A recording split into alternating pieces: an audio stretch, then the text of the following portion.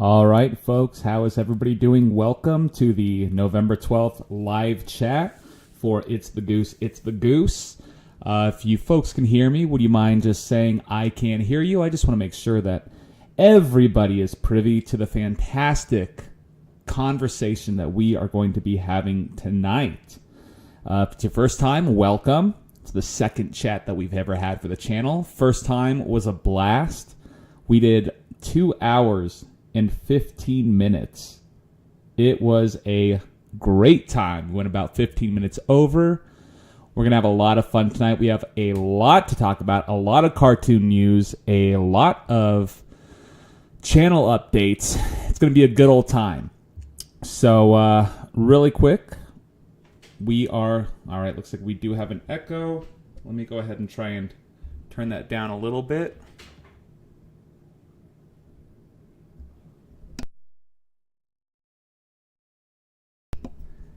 How's that? Is that a little bit better? All right. Lowell, hello. Good to see you. Lowell Lucas Jr., thanks for wishing us the best. Aiden Wilson, the Bitter Films fan, hello to you as well. M. Bart, try a tribute to Two Cool Cows by Toby Speed Illustrated. All right. We'll definitely get to looking at that. Marcus Blackwell, hello. Thank you for joining us. I believe it was you who said it's a school night. Gonna stay for 30 minutes, should be in bed, have school in the morning, don't want to miss the stream. Well, good news going forward. I am going to be trying to move these earlier, probably about 6 o'clock to 8 o'clock, and possibly to Saturdays. For now, it's just Sundays because of my schedule, but we are going to be doing this probably on Saturdays. So, thank you, everybody. Welcome. Thanks for being here. The echo is still there, but I wouldn't know how to fix it. Let me see what I can do. Is that any better? Hopefully that's a little bit better. If you guys just want to kind of guide me just to make sure that we're sounding okay. If there's too much echo, let me know. If there's not enough, I don't know why there wouldn't be enough echo, but hey, we're going to get there. So, welcome. And, so 2023 is wrapping up, and I do have some big plans for 2024. I have the whole year scheduled out, and I want to touch up on something a little more that I mentioned last time.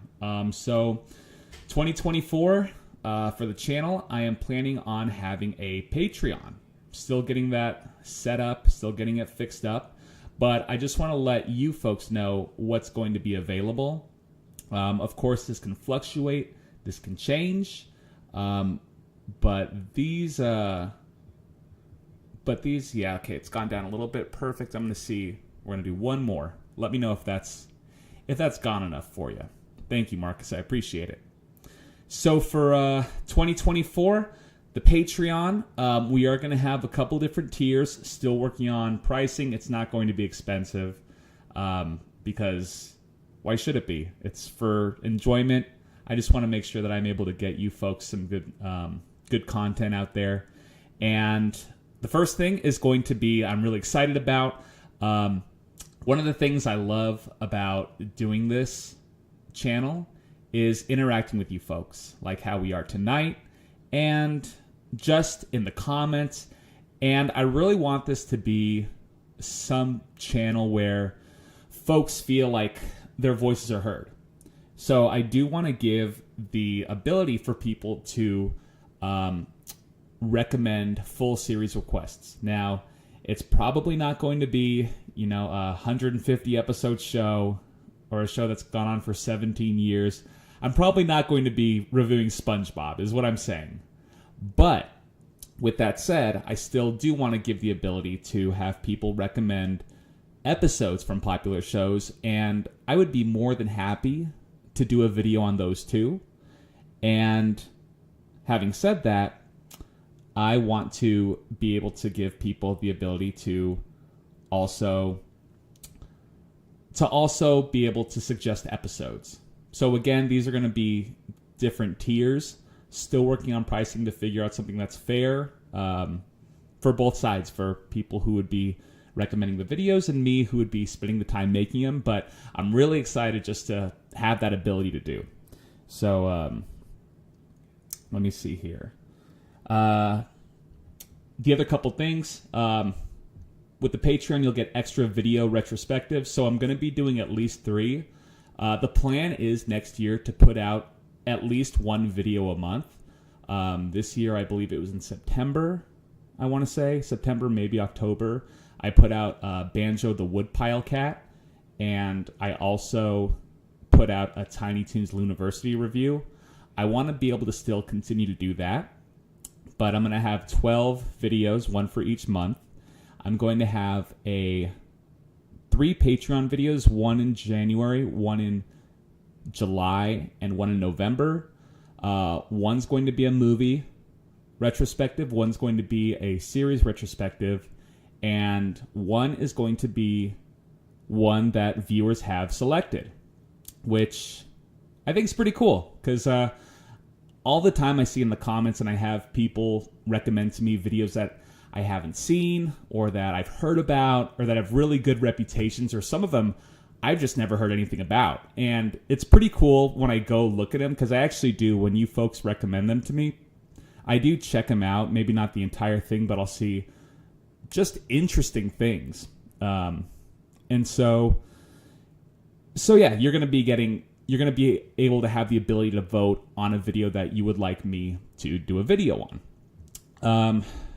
The other one, video shoutouts at the end of every video. So you have that option. Some people I know don't want to have their name included in a video, which is totally fine. But that is one of the things you'll get. A monthly mailbag where you will send a question or questions, and I'll respond to them. It's a way to have a specific focus to interact with fans more personally. And I didn't... It just sounds so weird saying fans, because I don't think of myself or the channel as anything that has fans, but let me rephrase that then. To interact with you folks. Just to interact with you folks, because I like talking to you all. It's fun for me, and I get to learn, and you all seem to like the videos most of the time. So, and then the last thing I have is the video notes, which is all the notes I take during movie and series reviews. It's a lot. It's a lot of notes, and I'd say probably a third of the things make it into the videos. So I thought it'd be fun to be able to show you all what goes on in the process, what happens when I'm watching the videos, what I'm thinking, because not all the thoughts are always the most positive. Sometimes they are, and sometimes some things just don't make the cut. So I want to use this as an opportunity to have you folks see what goes on in my head when I watch these things, and maybe they line up and maybe they don't, and I would love to hear your takes on them. So those are the ideas. I'm also working on a sticker, designing one which I think is really cool, but it's also adorable. I want a sticker that that if you like the channel and want to support it, you feel good about putting it on wherever, slapping it on whatever surface. But if you were to see it and you don't know what the channel is, you would just think that's a cool sticker. So something kind of approachable for everybody. So really quick, I'm going to go to the chat. It's going to do a little differently this time. I'm going to try to get to as many chats as I can. Super chats will be read tonight automatically. So if you want to say something, if you want to drop a buck, I'd appreciate it. You'll definitely get your message read. If not, I'm going to do my best to read as many messages as I can. So, yeah, bear with me here. So, thanks in advance. So let's go ahead and take a look. Take a look at what you folks are saying right now. Marcus Blackwell, it's definitely enticing, but I don't really support channels with Patreon, not because I don't like them, but rather because I don't want to spend so much money. Totally understand, Marcus. Like I said, I'm going to do my best to make it affordable for those who do want to support the channel in that way. And I want to offer as much content as I can, different kinds, because I know some people might be okay with just extra videos. Some people might want like I said, like video notes or to interact more on a personal basis. So I want to give some options because nothing drives me crazier than seeing, a creator offer, don't forget to subscribe to my Patreon, and offer very little. It seems like a cash grab, and I really want this just to be a way to support the channel, but also make it fair and make it worthwhile. So if any of you have any suggestions, I would love to hear them because it's a two-way street. I want to provide content for you that you folks will enjoy, and that'll challenge me as well. I really do admire that. So let's go. Aiden Wilson, can you review Making Friends and Nightmare Ned? Please also could you review web series 2? Because if you do, I recommend The Misfortune of Being Ned. I do have, I have had a couple people request doing web series. And that's one of those things where I don't know a lot of web series. And so these recommendations would certainly help. I mean, this is gonna date just how much I know about web series.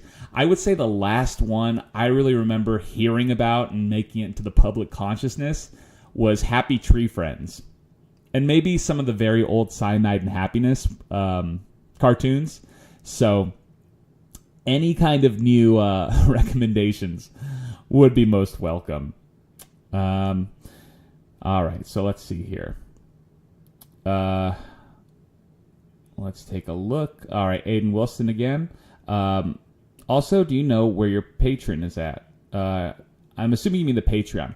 I have not built it yet. I'm still getting a lot of the content made for it. I actually just finished watching the video for November, which I'm so excited about. You have no idea.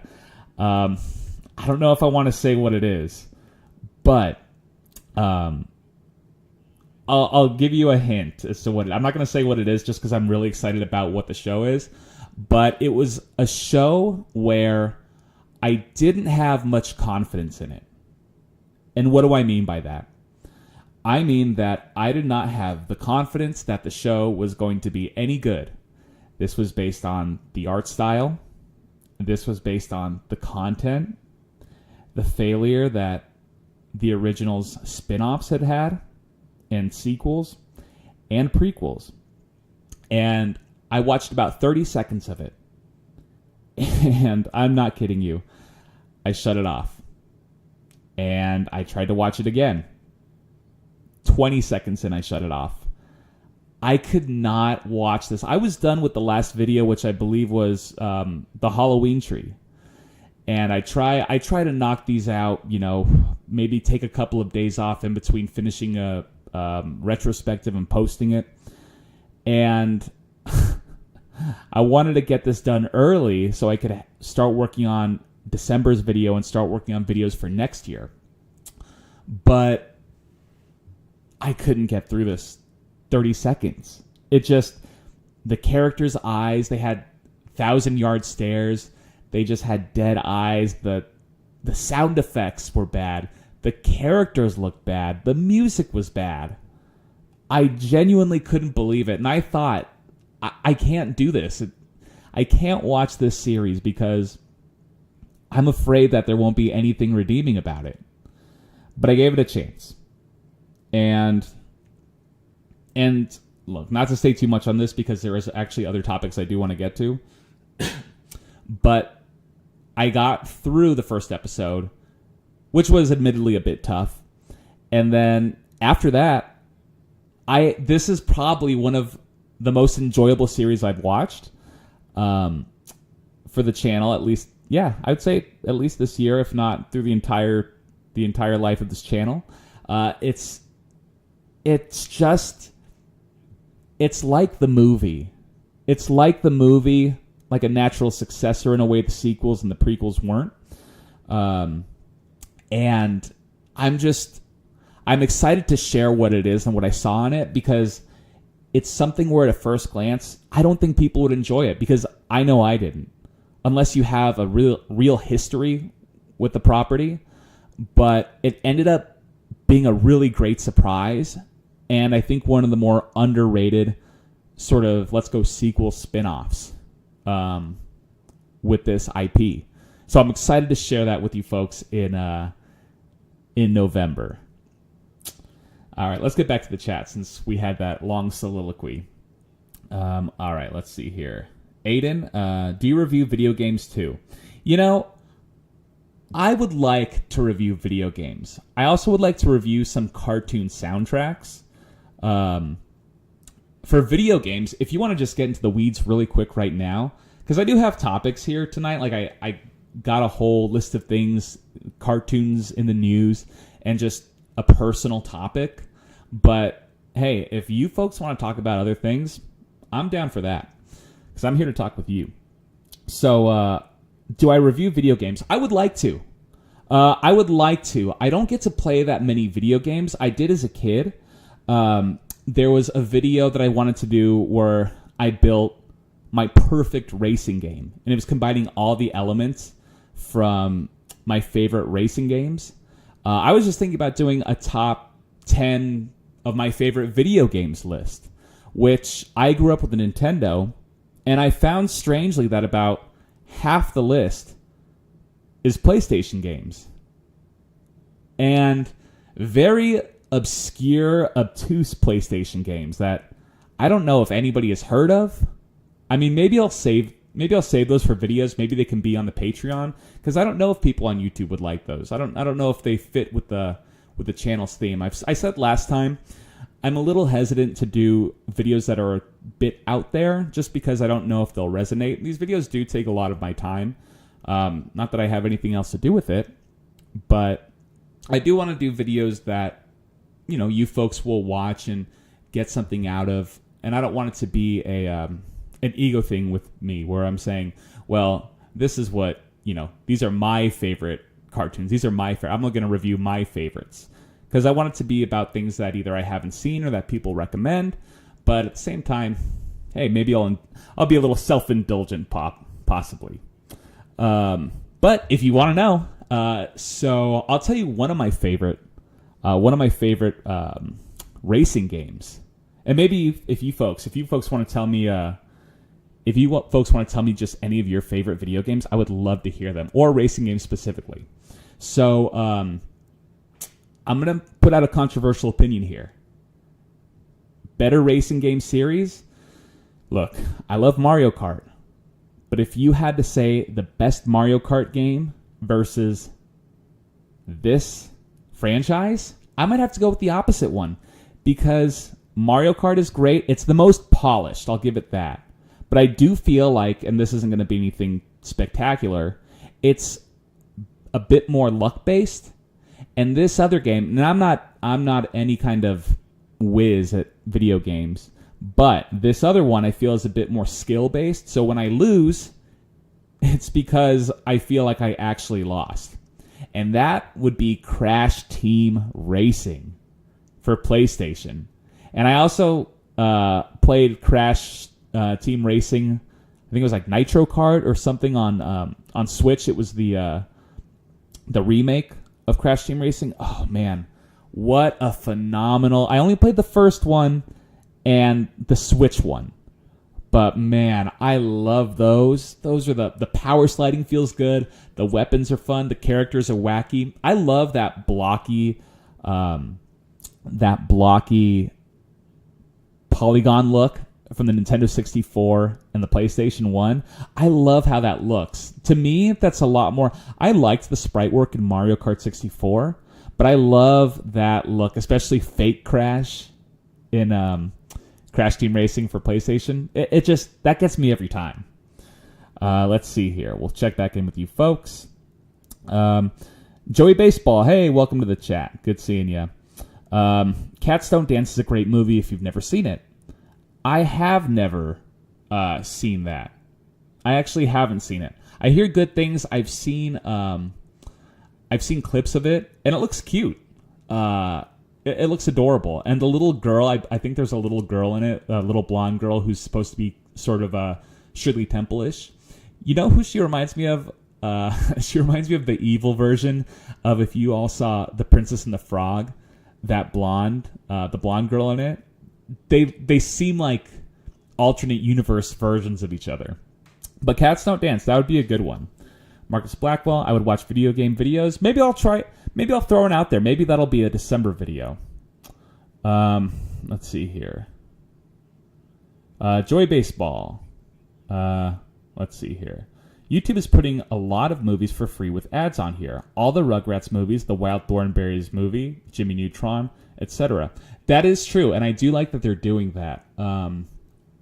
Speaking of Nickelodeon, we will be getting to that in a minute. Let's take a look here. Joey Baseball, I think the Powerpuff Girls movie is better than the series. Never saw the movie. I did not see the movie, so I will have to take your word for it. Ellie Animation, welcome to the chat. I like Night in the Woods and Deltarune. I've never heard of either of those. Are those cartoons like for kids? Are they live action movies? I'm curious just because I've never heard Hide Nor Hair.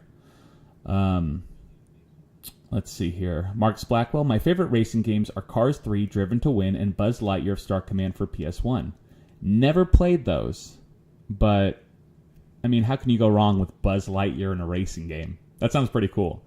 I wish they would do that more with, I don't know if anybody here played Tony Hawk, the Tony Hawk series, the like original 1 or 2 or 3, when you could be Spider-Man. I miss games like that. Or NBA Street Volume 3, when you could be Mario, Luigi, and Princess Peach. Oh my gosh, that was the coolest thing. Or SSX, I don't remember which SSX game it was, but you could be Mario going down a snowboard. I miss that so much. Big head modes, like you don't get those kind of fun, let loose character kind of crossover. I mean, you get them now with downloadable content, but not as a hidden thing where it's like, hey, I heard you could be Spider-Man and Tony Hawk. What? No, you can't. And why would you be able to? Oh, because grown-ups are kids too, and they decided to put that in there. That's amazing. So that reminds me of something, and I want to hear if anybody had ever had this experience. Did any kid, when you were a kid, did you ever get lied to about video game secrets? That is something, because I loved video games as a kid. And I remember at the time, I was obsessed with the adventure mode of Diddy Kong Racing. Oh, man. And by the way, for anybody who's asking, Tip Tup? Yeah, Tip Tup is my favorite and the best and the greatest racer of them all. So this kid at school, when I was very young, told me that there was a secret. And he told me he would tell me the secret in the game for the secret boss if I gave him a quarter, which I think back in the day would buy you a milk or a milk carton or a piece of pizza or something during hot lunch day.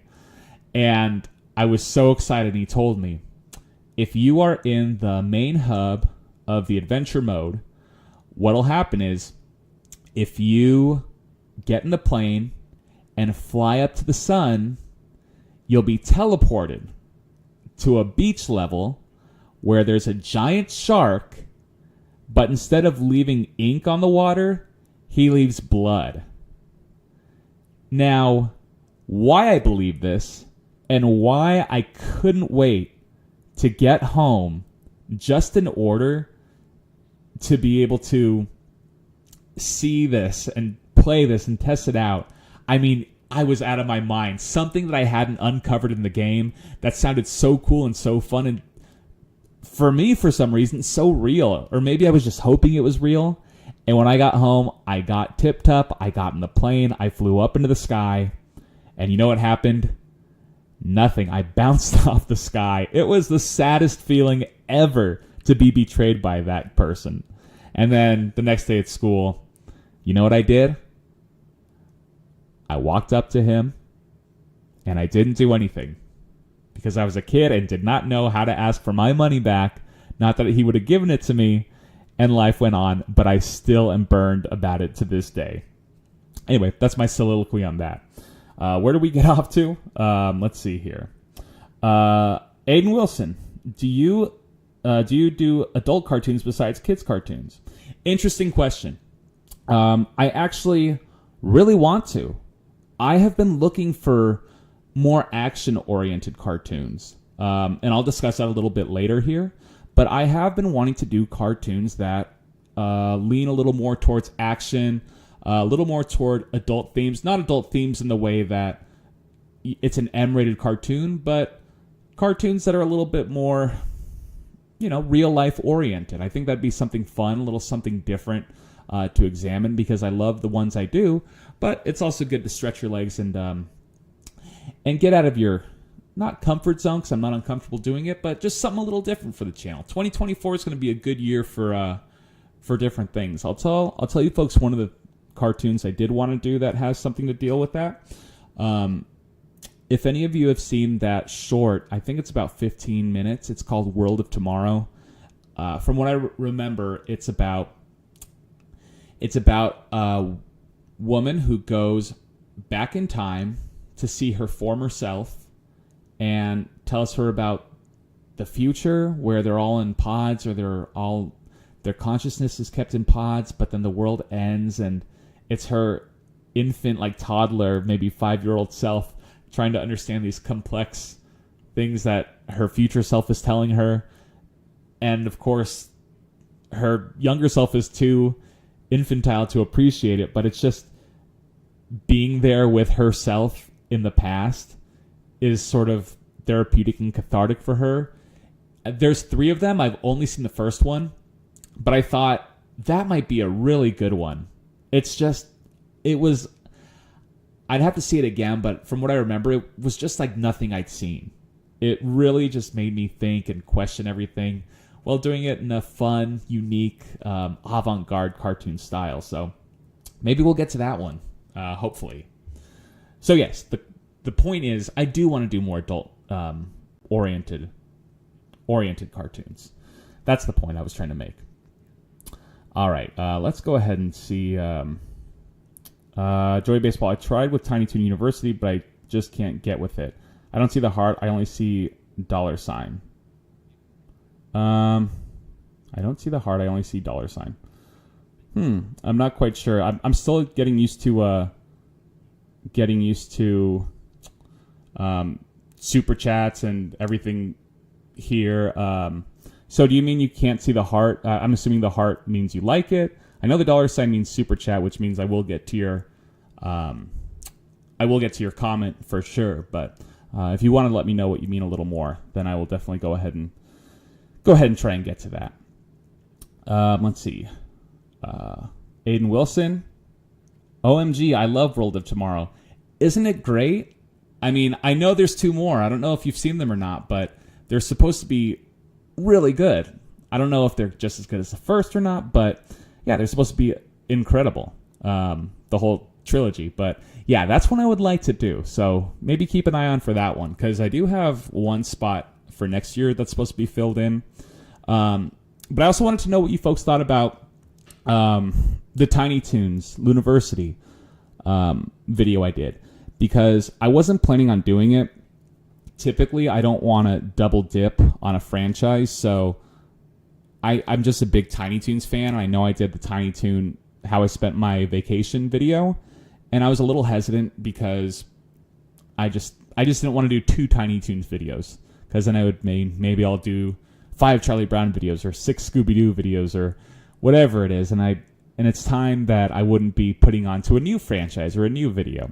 But it seemed to be getting good traction as far as people enjoying me talking about something new. So if that's something you folks would like to see, let me know either in a comment here or just comment anywhere, just on Instagram, just so I know, because the only thing I can go off of, unless you folks tell me, is just the view count, and I know that's not always accurate. But yeah, so I had a lot of fun doing it. As far as Tiny Toons itself, the Tiny Toons Luniversity, I thought it was really... I thought it was good. I thought it was really good. I like the more story-oriented Tiny Toons. I know last time we talked about the distinction between Animaniacs and Tiny Toons in general, and how I feel that Tiny Toons is a little more story-oriented, and Animaniacs leans a little heavier into the gags, which, if that's more your thing, I think Tiny Toons Adventures does that too, the original Tiny Toons. But they also will have, a connecting storyline through, or they'll have it split up into two, where it's Buster and Babs first, and then after that it is, Sweetie and Furball. So I thought this one did a really good job of having one through storyline and maybe, a small B storyline. But what I was most surprised about is people's reaction to not the Buster and Babs thing. I heard maybe from a couple people who I don't know if they actually watched the show, that they didn't like the Buster and Babs sibling change. But what was most surprising to me that I didn't give that much consideration to was that people really missed the side characters. And that was surprising to me because I didn't really hear when the reboot was announced that, oh, I hope they have Fifi. Oh, I hope they have, Dizzy. I hope they have Plucky returning. I mean, I know those are all beloved characters, but I didn't really see that much outcry if they were going to get the same amount of screen time. And the video that I put out, the biggest criticism about the show itself was that they missed the side characters. And I'll second that to a degree. Because I think some of the side characters, I think the Dizzy episode where Dizzy moves in with Babs and Sweetie Bird into their dorm room temporarily, I think it's funny, but I don't know that it utilizes him enough. Or I don't know. I don't know. Maybe that episode just didn't land with me as well. But the Montana Max episode was probably my favorite in the series, and they used him perfectly. I thought it was hilarious. I thought he was funny. I thought it was great. So I think Looniversity really did a good job in that regard, just utilizing him as a main character, because I don't know that we're going to be seeing these characters get their own episodes. I mean, I hope so, but I think it's going to be more that, oh no, Furball, it got kicked out of the dorm, so you have to help him. So it's going to not just focus on Furball exclusively, but it's going to focus on the characters helping the character. So it remains to be seen. Elmira still hasn't popped up. But hey, it's going to be good. I'm hopeful. It was good so far, the first 10 episodes. I haven't seen any episodes since, but I do want to do a follow-up eventually. Maybe at the end of the first season or something, but hey, that's to be determined. Let's go back to the chat. Let's go ahead and check this out. Joey Baseball. I think they only did Tiny Toons for the money. That's what I meant by dollar signs. Oh, okay. Gotcha. I don't know. I think yeah, you can say that they maybe did it for the money, but it's also a franchise that, had a lot of people wanting it back, that had a lot of people clamoring for it. Where's Tiny Toons? Look at Animaniacs. A lot of these videos, a lot of these TV shows are 20 years old. And I know that there's a big consensus, well, Hollywood hasn't put out anything new. They don't have anything good anymore. I mean, they just essentially kind of requeled, reboot/sequeled Adventure Time with, I think it's Fiona and Cake. I've never seen Adventure Time, but hasn't even been off the air for that long, and this requel is already up. So, I mean, is it for the money? Is it because they want to have a spiritual successor and continue on? I mean, who's to say? But for me, it's if the product is good. I mean, if you want to have Tiny Toons for the money and it's making a lot of money, but it's also making me laugh and it's really good, then it's a win-win. So I'm not going to complain too much about that. Let's take a look here. Marcus Blackwell. Let's see here.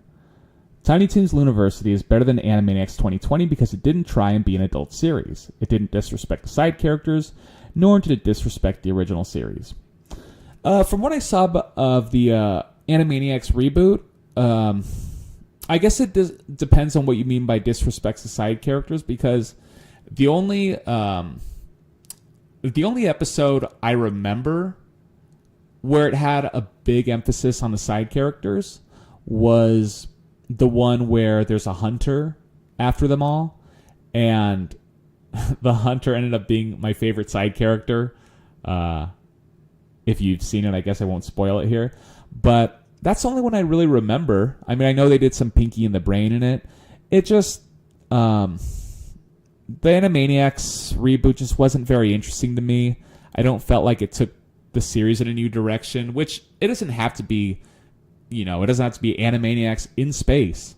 But I would like to see growth in a way where I feel like, and this is the tricky part, because if you say that, I want to see something new from Animaniacs, a lot of people say, I want new episodes. I want Animaniacs to come back. All right, fair enough. It comes back. If it's the same, you say it's more the same. Because I don't know. Are people really happy if they would get the exact same thing? If you got just a continuation? Like, I think it'd be cool if you had old scripts lying around that you maybe did later. But even then, maybe it's outdated, or I don't know. I like the way they did it with Luniversity, where it felt like it was honoring the old, but bringing in some new things, just updating it a little bit. So the thing I always say with a reboot or a requel or a reimagining or whatever you want to call it, give it a chance, because you always have the old version.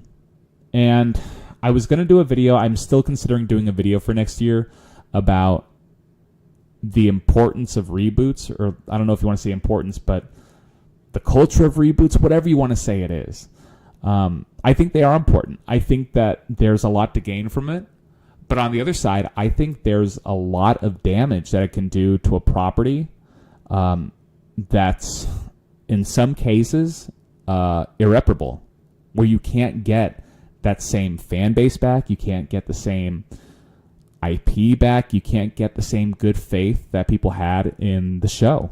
And I think it's a very fine line, and it's very scary sometimes to try and reboot something. So when I hear about it, I'm the same way as you. I'm thinking, man, I hope this isn't a cash grab. I really hope it's not. But at the same time, I have to try and give it a chance, because in some cases, it's the last chance. Like, you look at things like Ninja Turtles. When Ninja Turtles went off the air in 2000, I want to say 10 or something, like the 2003 to 2008 or 9, 10. A couple years later, they had the new Teenage Mutant Ninja Turtles, the all 3D one. Ninja Turtles is going to get every chance in the book to succeed. Sonic the Hedgehog, for a long time, there weren't Sonic the Hedgehog cartoons. But look at Sonic X. Sonic X was successful enough that they made Sonic Boom. And I know Sonic, it doesn't necessarily translate one-to-one, but it was successful enough where they felt comfortable, especially with the new Sonic video game at the time, Sonic Boom, coming out, where they felt that it was a viable franchise. And look at the success of Sonic Boom. You can track things, and that's where you have Sonic Prime coming out now, which I like too. But this actually kind of leads into something that I wanted to start talking about. So it's funny that we got on this topic. So I'm going to go ahead and read just one or two more chats real quick here. Let's see here. Let's go with, we'll go back with Aiden. Don Hertzfeld made that film, the same creator of It's Such a Beautiful Day. Aiden, you're going to hate me. I don't know. I know that that's the director, but I don't know what It's Such a Beautiful Day is. And I'm feeling silly here talking about a movie that I think is great, and I can't even name anything else besides The World of Tomorrow from that director. So maybe I'll have to do a deep dive. That'd be kind of cool. I was also thinking of, because I want to do videos, like I would like to do, let's say, World of Tomorrow, but I want to do sometimes the same way as I did with the Garfield holiday specials, if anybody saw that video, where I combined 3 specials, which ended up just making one 15-minute video, 15 or so. So I could do that, but I also want to feel like I'm giving appropriate time to each special or each of the trilogy. I might do that, though. I might do the World of Tomorrow trilogy. So you might just get that. We're going to go ahead and see, though. Let's catch up on a few more chats. Lowell Lucas Jr., hello there. 100% agree with you, Marcus, and I'm assuming he's saying about Tiny Toons. Let's see. Tiny Toons University, yeah, because it didn't try to be an adult series, disrespect the side characters, did it disrespect the original series? Reboots can be good, such as 2002 He-Man, and 2011 Thundercats. If you handle something with respect, it can be great. 100% agree. And I think they actually just dropped a trailer a day or two ago for the new Masters of the Universe show, which I was going to talk about, but if I'm being completely honest, I know nothing about He-Man and the Masters of the Universe. All I know from it is basically what I've just seen in funny online videos or pictures, or Skeletor raising his fists to the sky. So that's as far as down the rabbit hole I go. But I keep telling you folks, if there is something you desperately want me to see, bother me about it in a way, just in the comments or here in the chats, because chats sometimes a little easier to remember. It's a little easier to catch.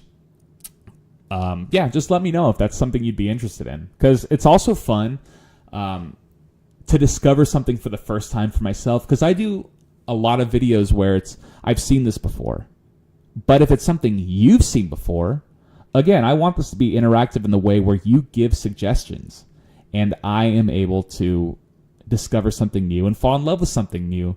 And I'll never be able to get that childlike perspective again, but in a way I will, just through maybe a little bit wiser eyes. So, speaking of which, here is what the topic that I had tonight was. And you're all going to laugh a little bit, maybe, because tonight I was going to talk about, we already did the Tiny Toons University a little bit, unless you folks want to talk about it more. But I actually had, it was all about reboots. I actually set up a PowerPoint slide here, and it's all about reboots. So hopefully it'll catch up. Hopefully it'll catch up to me here. But if you folks didn't see, I want to say just a couple of hours ago, the new teaser poster, I can't believe we're doing teaser posters now, for the Garfield movie starring Chris Pratt came out. And if you haven't seen the poster, take a look. Let me know what you think. Because as a lifelong Garfield fan, I'm not going to say that, the movie is good or this already based off the poster. It sort of reminds me of the same aesthetic as the 2015 Peanuts film, which I think looked amazing. I think that is the way you do a 2D animated comic strip film. Here, and this is, look, I don't want to say judgmental, but I'm going to just say, just looking at this, I don't like how Odie, I don't know if it's the eyes or if it's the shape of his head. Like, I want to say anatomically, compared to his 2D counterpart, he looks good. The eyes, I think, are doing a little bit of the strangeness for me, but he looks weird. He looks like, it just looks like he has a skull head. You know what I mean? Like, it just looks like his skull. I don't know. I think it's the eyes. I'm used to having big eyes, and something about the pupils. I don't know what it is. I can't tell. And the same thing with Garfield to some extent. Like, I know this looks like Garfield. I can see it, but at the same time, maybe it's his ears. I know they're drooping a little bit, but the eyelids where they're supposed to, like, if you're gonna have, I know what they did with Sonic, where they put the little white between his eyes to make his eyes a little more closer to looking like the games, but also having him have two separate eyes. So part of me thinks that this is what they were going for, but it looks weird having, I think that's what it is. I think it's having his fur shaved around where his eyelids are, which makes sense, because if you look at, well, does it make sense? Why is his head shaved around, his hair shaved around his eyes, like his eyelids? I don't understand that now that I'm thinking about it. I'm just trying to imagine a normal cat. That's not something normal. That's, I think, why it looks strange to me. And I'm assuming it's for animation purposes. It's probably easier to animate, or maybe it looks strange with the fur there. But I'm just not. It looks strange. Like, the rest of the body looks fine. I would like to see the ears, the underside of the ears in the front, look a little better. But the rest of it looks okay. I don't know. It's just weird. and I wanted to get to the article here because I was actually very surprised as to what the movie's about. So they don't give much. They don't give that much, but they do have an interesting note.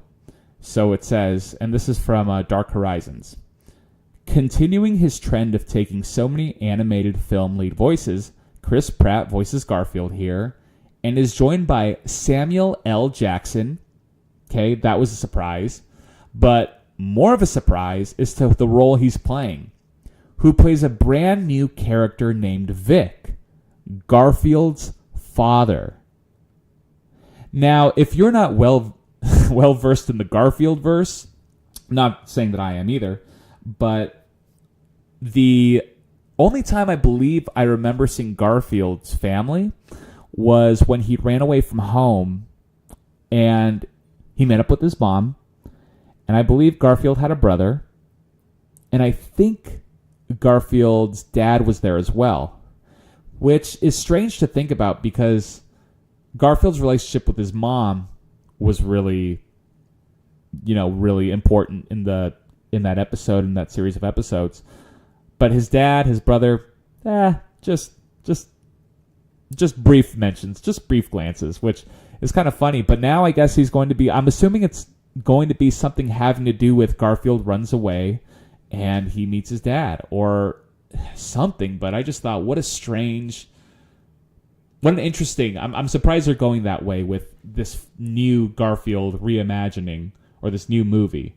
So I'm sure this is going to drop tomorrow.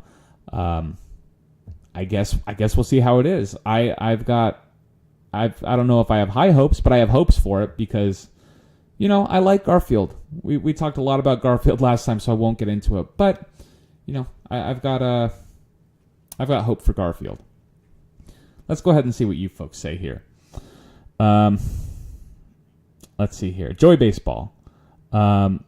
If you remember the last time I was on here during your last live stream, I said that the movie can't possibly be good simply because you cannot have Garfield without Lorenzo Music. He was Garfield. I agree with you there. Lorenzo Music was Garfield. Unfortunately, he's not around anymore. So, I mean, hey, if the movie's good, look. A lot of people said the Mario movie wouldn't be good because Chris Pratt was doing his voice. And for what it's worth, I thought it was fine. I liked it. I thought he was good. It wasn't Captain Lou. I know if you want to go back to, the original voices, it wasn't Captain Lou. It wasn't Charles Martinet. And people seem fine with Charles Martinet not being Mario anymore. So at some point, the series has to move on. But, hey, I'm willing to give Chris Pratt a shot. Might as well. The movie's coming out whether we like the voice or not, but all you can do is kind of hope for the best. And if the voice is the worst part about the movie, then I'd say that's not the worst problem to have. Let's see. Lowell Lucas Jr. New Garfield? Well, I'll have to check it out. Still love the cat, and happy Jim Davis is still at it. Me too. Also, if it is anything like the Peanuts movie, should be great. Also, Odie does look odd. Okay, thank you. I was hoping it wasn't just me. I think Odie does look weird. But, I don't know. Do you make his eyes bigger? Like, longer? Like, lengthwise up top? I don't know what you do here. So, yeah, I guess we'll see how the movie turns out. Let's see here. Joy Baseball. Let's see here. Even if the Garfield movie is amazing, I still won't be able to truly enjoy it because it won't be Lorenzo Music. I will still watch it. That's a good attitude to have. You just gotta do the best with what we've got. Let's see. Joey does make a great point about Lorenzo Music. Also, Garfield feels a little odd with the stripes. Is it the stripes? I think the stripes part is, if you kind of look at the tail, there's usually like 3 or 4 tiny little stripes with orange in between them. Maybe that's what the part that's kind of odd is. I don't know. Garfield looks okay. Maybe it'll look better when it's in action and motion. It just seems kind of off. It more closely resembles, instead of the Peanuts live action. You remember that Grinch 3D movie that came out a few years ago? That's what that reminds me of. It reminds me more of that. And it didn't look bad, but it didn't look like I would say that's probably the third best looking Grinch. like that Grinch, Jim Carrey number 2, and original cartoon Grinch number 1. So I guess we'll see. We'll see the trailer tomorrow, and I guess we'll go with that. But in more cartoon news, hey, who's excited for the new Gargoyles show? And yes, when I say show, I said show for a reason. Because this is no longer going to be Gargoyles, the cartoon. Apparently, and I'm going to go ahead and get this article pulled up here. Let me see here. From Variety.com. Yes, that's right. I'm going to the heavy hitters in animation. Gargoyles live-action series reboot in the works at Disney Plus from Gary Doberman, James Wan's Atomic Monster. So this is also interesting, though, because let's take a look. The current logline for the project reads, based on the cult classic Disney animated series, Goliath, who, if you're looking here, is the one with the giant buckle around his waist.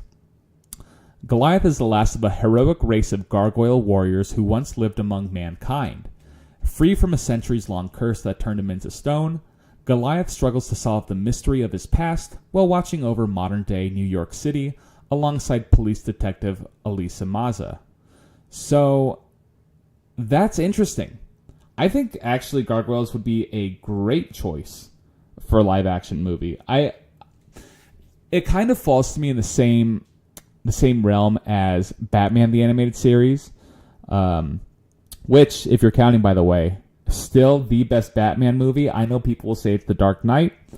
I think it's great, and I think it's mostly made great. You know, I'm not breaking any new ground here by Heath Ledger's Joker, but for my money, the best Batman movie, which I would also love to see made into a live-action movie, is Batman Mask of the Phantasm. How can you tell me that Dark Knight or any of the other movies are better than Batman Mask of the Phantasm? But that's a debate for another day. Anyway, so the new Gargoyles is coming out, and it's I think it's going to be cool. I think it's a great nominee for coming back as live action. As a kid, I remember watching a little bit of it, and I was thinking, man, this is really, really, really gritty as far as cartoons go. It was very adult, but it was still approachable. Goliath and her's relationship was very age appropriate, but it also was very subtle and nuanced. I mean, we could say if there was a relationship, but I thought it was a very cool show. So I'm looking forward to this becoming live action. I'm hoping it's good. I don't know if anybody else had experience with Gargoyles, but you know, we'll get there. We'll get there when it comes out. So here's something that hasn't been announced yet, but that I think is just as interesting. There with Jim Jenkins, the creator of Doug, was talking on a podcast about the possibility of a new Doug show. Right? Pretty interesting, I thought. Now, I love Doug on Nickelodeon as a kid. It was one of my favorites. I mean, between that and Rugrats and Hey Arnold, I mean, those are the three. Those are the big three of Nickelodeon for that time. And then you can, go, of course, Invader Zim, Ren and Stimpy if you want, Fairly Odd Parents at a later time. But here's the interesting thing. So this is an interview. It was on a podcast. This article is from CBR.com, and I want to make sure that I give credit to the podcast Diz Insider, the Diz Insider. So here's the article. Here's what I wish would happen. Jenkins says in the interview, at roughly the 29-minute mark, Doug turns 33 years old this year, something like that. So if you think about it, the fans of Doug have grown up. Maybe some of them have gotten married. Maybe some of them have kids. So the idea of bringing Doug back now, I think, has real power in it. And if you haven't seen, basically what he does is he ages the characters up. They do a time jump, essentially. So here we go. We'll take a look here. And these are the only two pictures that were shared. And I thought it was really cool, actually, that he still is drawing in this style. I mean, I love that. I just the picture on the bottom right if you haven't seen it, I would love to see a high definition version of it, but it looks really just authentic.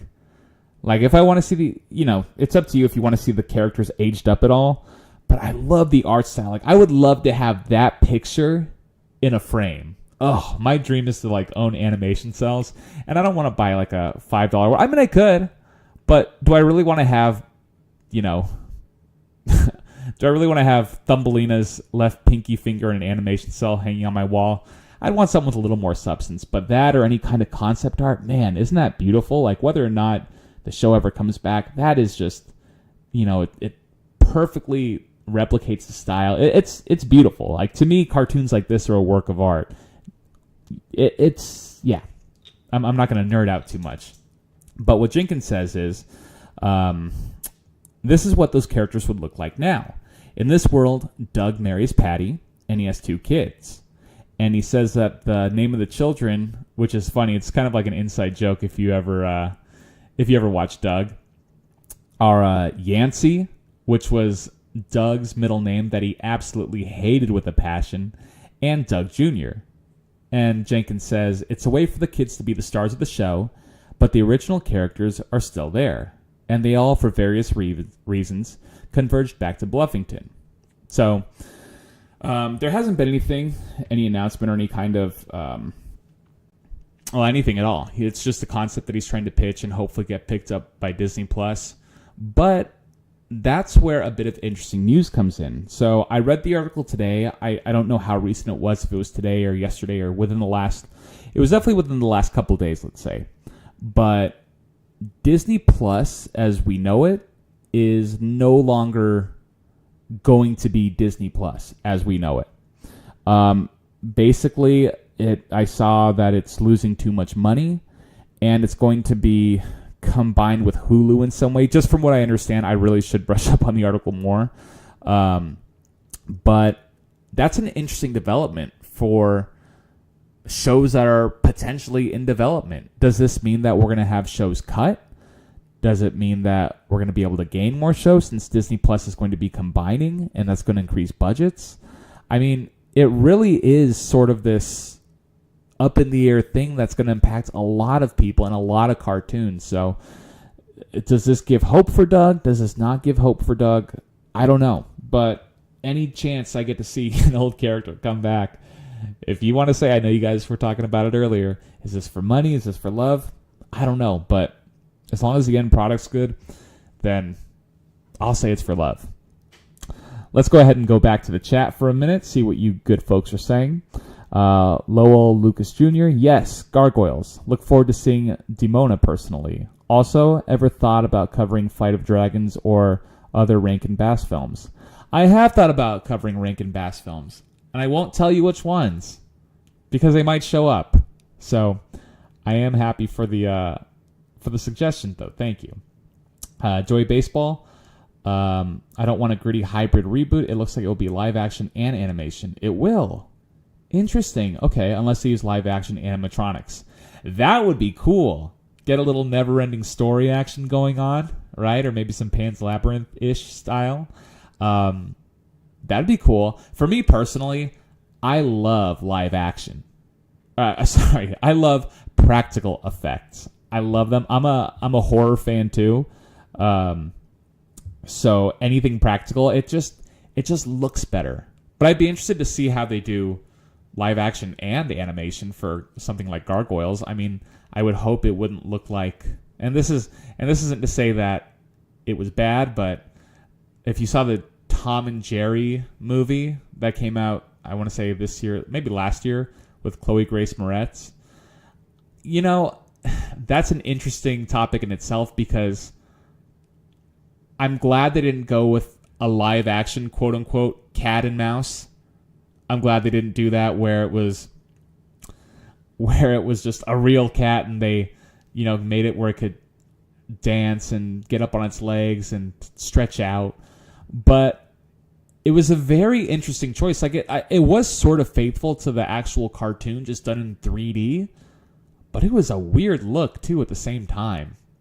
And I don't think it was personally very convincing as far as them existing. I mean, look, it's tough to compare when it's tough to do when you have anything animation live action hybrid is going to be compared to Roger Rabbit. That was a enormous budget. It had Steven Spielberg, just the best. It had all the best people working on it, and it was the best possible result you could ever have. Bob Hoskins was an amazing actor in that.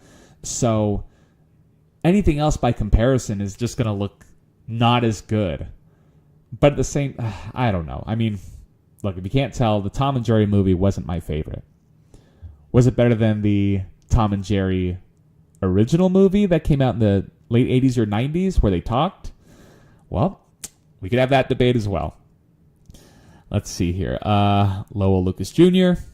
Best Batman movie is indeed Phantasm. Captured his origin, his motives with the great villain, and easily one of the best Jokers around. Mark Hamill, still my favorite Joker. Joey Baseball, Jim Jenkins is a sellout. He sold everything to Disney. The Disney version is trash. Yeah, and in the article, it does mention as well that he would have to get the rights from Disney because they own it now.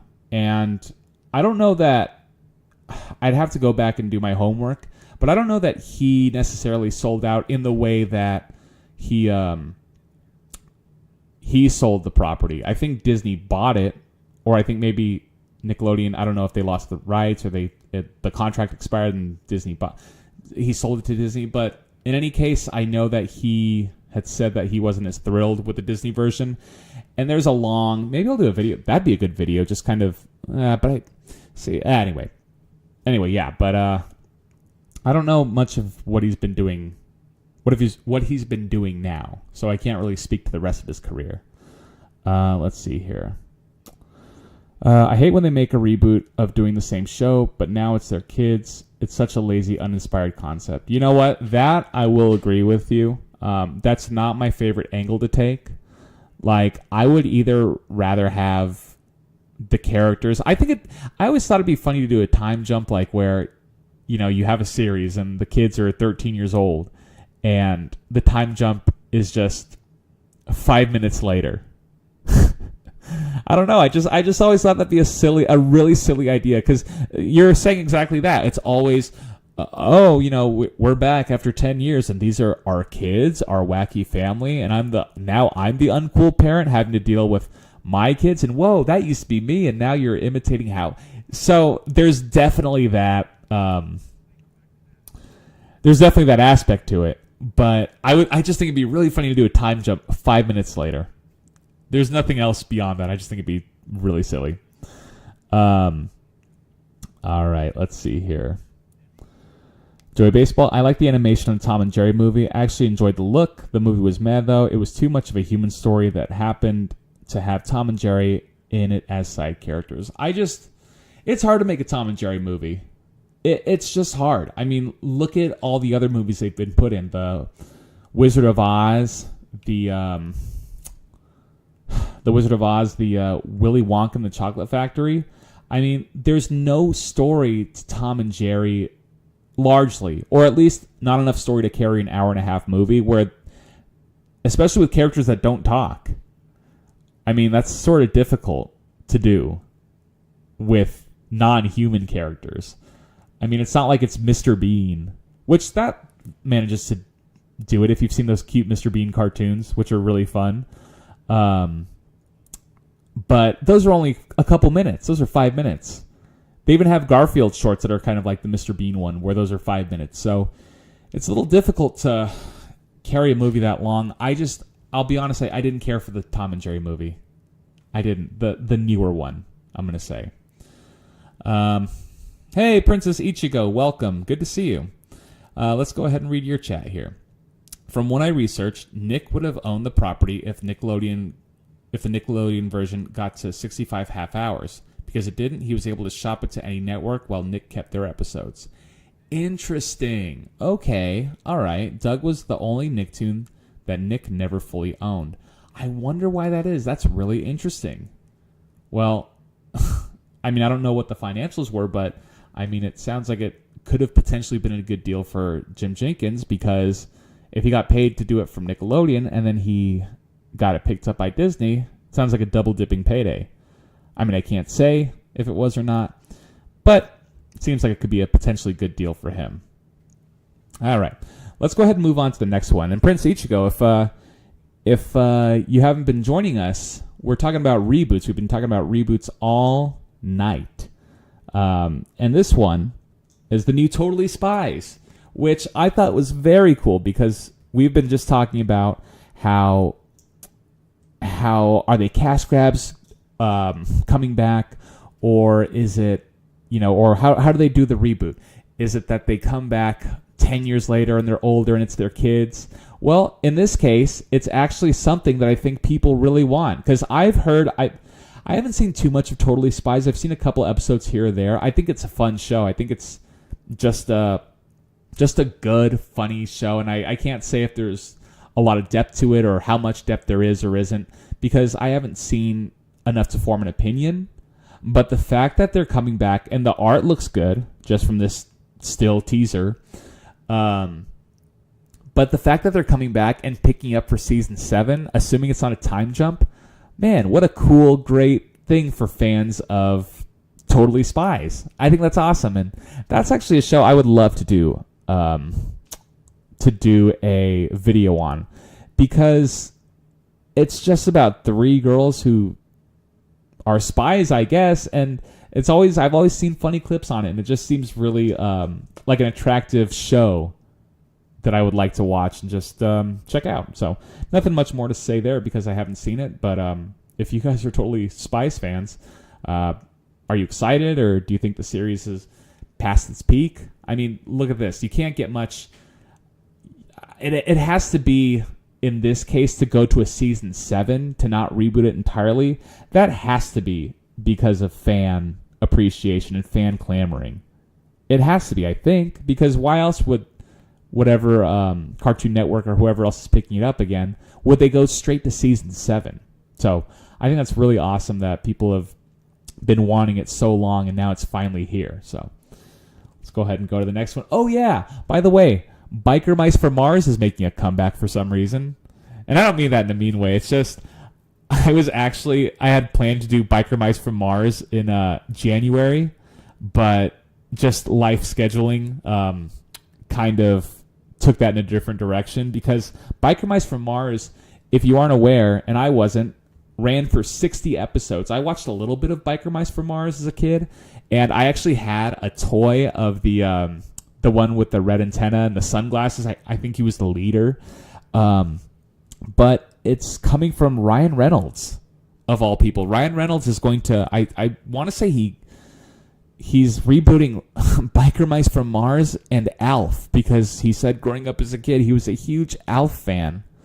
So if Biker Mice from Mars and Alf were on your 2024 bingo cartoon reboot bucket list, I mean, go buy a lottery ticket right now, because there's no way I would have ever guessed that. But I mean, are any of you folks big Biker Mice from Mars fans or Totally Spies fans? I'm going to check out the chat really quick. We'll see what you folks say here.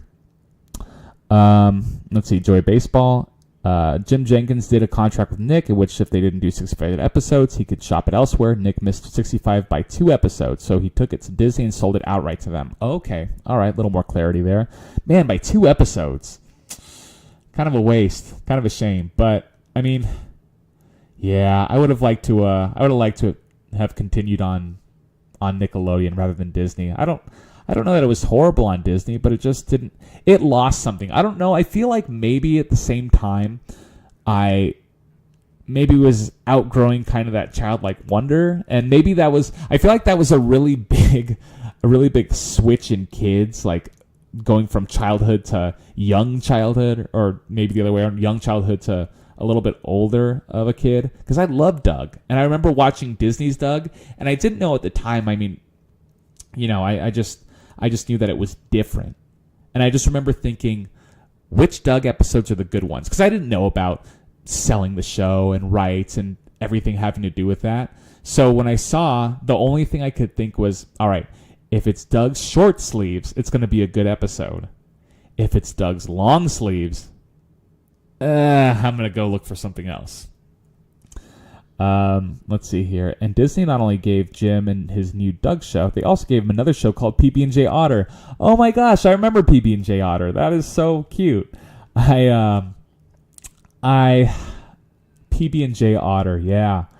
Yeah, I was actually thinking about doing that one, but I like to kind of go the opposite way in doing videos. Like if I do a little kids show, I want to do something totally different from a little kids show.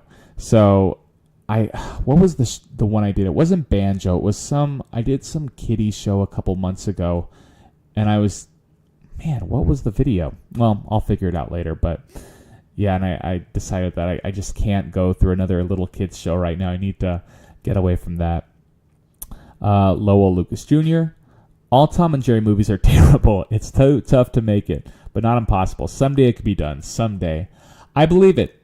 I agree 100% with you. I believe it can be done someday. I just don't know when or how. Enjoy baseball. I never liked Totally Spies or Winx Club. Just not for me. I get that. I think Totally Spies I could be down with now, though. I think at the time growing up, it might have been a little too girly for me, and I wouldn't have been able to appreciate the subtext behind it. But I think now I'd give it a chance. You guys are starting to talk me into it. Let's see. Lowell Lucas Jr. Totally Spies had the weirdest fetishes the animators wanted. Don't know why either. Also, preferred SWAT cats over biker mice from Mars. Also, yes, the red mouse was the leader. Yeah, it's just so when I was looking to do biker mice from Mars, just schedule wise, I couldn't justify watching it if I wanted to put out other videos. But maybe I will get to it eventually. But there was some other show, and I can't remember exactly what it was called. But it was a version of that, but in the UK, I want to say. And it was with penguins. It was a very much cheaper looking show, but it was with these little biker penguins. And I thought it was so funny. And it had like a 40 episode run life too. I'm like, man, I can't. Apparently, shows with anthropomorphic animals riding motorcycles, that's an easy way to get picked up for 30 episodes at least. Let's see here. Princess Ichigo. I remember watching Totally Spies on Cartoon Network when I was really little. I've been thinking of going back to it. I have too, and maybe season 7 coming out, maybe that's the motivation I need to get back into it. I'm getting tempted to make a video for it. Joey Baseball, are you talking about Wishbone? No, I'm not talking about Wishbone. Let me go ahead. I can pull up the videos really quick and just kind of check it out here. See which video I'm talking about, because now I'm kind of curious. Lowell Lucas Jr. Nah, what was bad about Disney's Doug was the feel of the show. Billy West's voice actor was replaced, and most of the tone wasn't the same. The music was gone and not as catchy. Also, a lot of the originality was gone. I don't know exactly what it was. I just remember it felt like one day Doug had changed. I just remember feeling I would watch it and I thought, man, Doug doesn't seem as good. And I honestly would think, maybe I've outgrown Doug. Because I remember being so engrossed and invested in just loving Doug. And then I would watch it and I thought, something's off. Something's off. Is it me? Is it Doug? I don't know. But whatever the reason. Oh, okay. So the show was Frog and Toad. That was the show that I had watched. That was a lot of kiddie stuff. But yeah, so that's why I wanted to go the opposite way. Joey Baseball, I would have guessed a Bucky O'Hare reboot. Yeah, before I would have guessed a Biker Mice reboot. Bucky O'Hare was a cool show. I remember just watching a couple episodes, but it was really action-packed, cool space shootouts, fun characters. I thought it was awesome. I thought Bucky O'Hare was awesome, but yeah, Biker Mice from Mars, that's one that I didn't expect to come back for any reason. I mean, I don't know how popular it was, but Ryan Reynolds, he does some weird stuff sometimes. So, and new Diary of a Wimpy Kid movie is coming out for Christmas, which I don't know if any of you are fans of the Diary of Wimpy Kid movies. So here's something you may not know about me, and something I actually haven't gone too much into on this channel. If you want to call it a guilty pleasure, that's totally fine. But my guilty pleasure kind of shows are these like young adolescent movies where they're like in middle school and, you know, they want to rule the school or whatever. One of my absolute favorites, which I might still do, so I don't know if I want to give it away, but since we're only talking about it and I don't have plans to do it, Max Keeble's Big Move. I love that movie. That was such a good movie. It's such a funny movie. And I love all the Diary of a Wimpy Kid live action movies. They're so good. Oh, they're so good. Yeah, the Diary of a Wimpy Kid movies. And I haven't seen the animated ones. I hear they're okay. I don't know if any of you folks have seen them. If you have, how are they? I'm a little nervous to watch them just because, and I remember watching the reboot-ish of the Diary of a Wimpy Kid live action. I didn't love it. But man, those first 3 movies, I feel like they're kind of made in the same way as Lord of the Rings, where they were all filmed at one time, so they had a real cohesiveness to them. And those Diary of a Wimpy Kid, the first 3, are just so good. I mean, they're just hilarious. And that kid who plays the best friend, I can't remember the character's name, is so funny. I mean, I watch it and I think this kid, he's like, oh, he's such a unabashed, nerdy, just making me cringe at everything. But that's just a kid playing the part, which I know is silly to say. But man, he plays it so. He is a great actor. He is a phenomenal actor, that kid, and I love the main character as well. But man, I mean, they just have such good chemistry. The parents are funny. Roderick is great in it with Loaded Diaper. Man, the Diary of a Wimpy Kid trilogy. Yes, I'm calling it a trilogy because it's not movies, it's not films. It's a trilogy that deserves to be watched all the way through, all 3. I'm putting that out there in the universe right now. And let's see here. Oh, so yeah, let's go ahead and talk about I haven't seen the animated movies, which I'd like to. Maybe I'll. But anyway, so here's a synopsis for Diary of a Wimpy Kid Christmas Cabin Fever. The winter holidays are turning out to be especially stressful for Greg Heffley this year. After accidentally damaging a snowplow while making a snowman with his best friend Rowley Jefferson, Greg worries he won't get the new video game console he so desperately wants for Christmas. To make matters worse, he gets snowed in with his family, including his grumpy older brother Roderick and annoying younger brother Manny. Here's one of the things I love about Diary of a Wimpy Kid. Greg, the main character, he's a young kid, but he's a really selfish kid. Like, you don't get to see that in a lot of child protagonists now that are just sort of self-centered.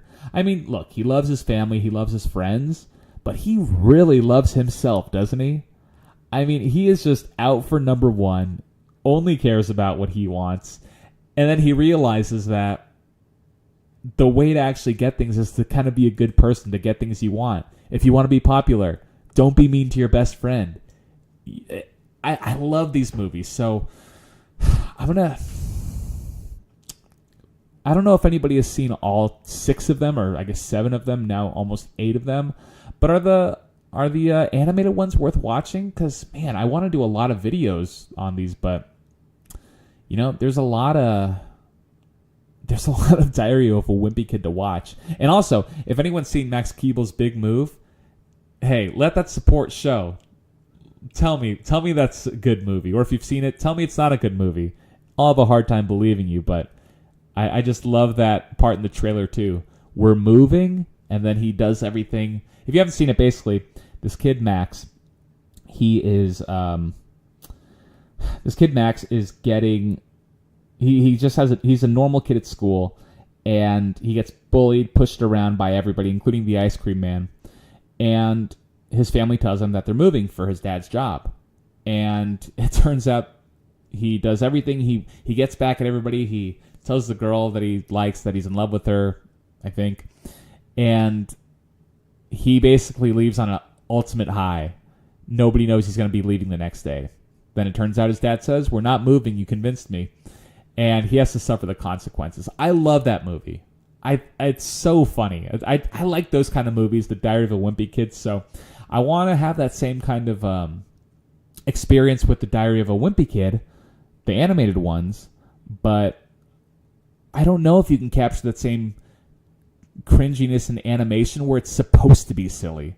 So I'm curious, is it something that's worth watching, or especially making a video of? Let me know, because I'm curious. Let's go ahead and take a look. Lowell Lucas Jr. I'll be honest, I watched Teacher's Pet over Disney's Doug.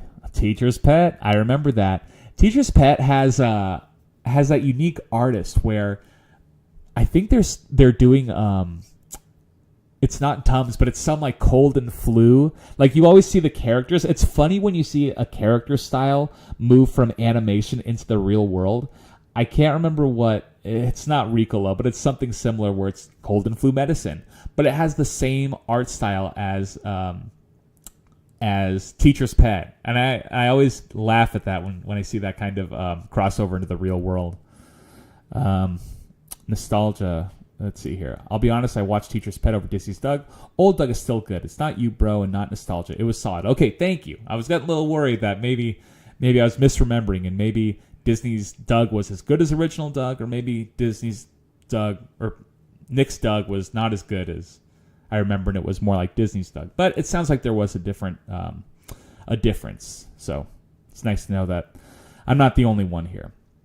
This is Joey Baseball. I read the Diary of a Wimpy Kid books long before they ever got popular.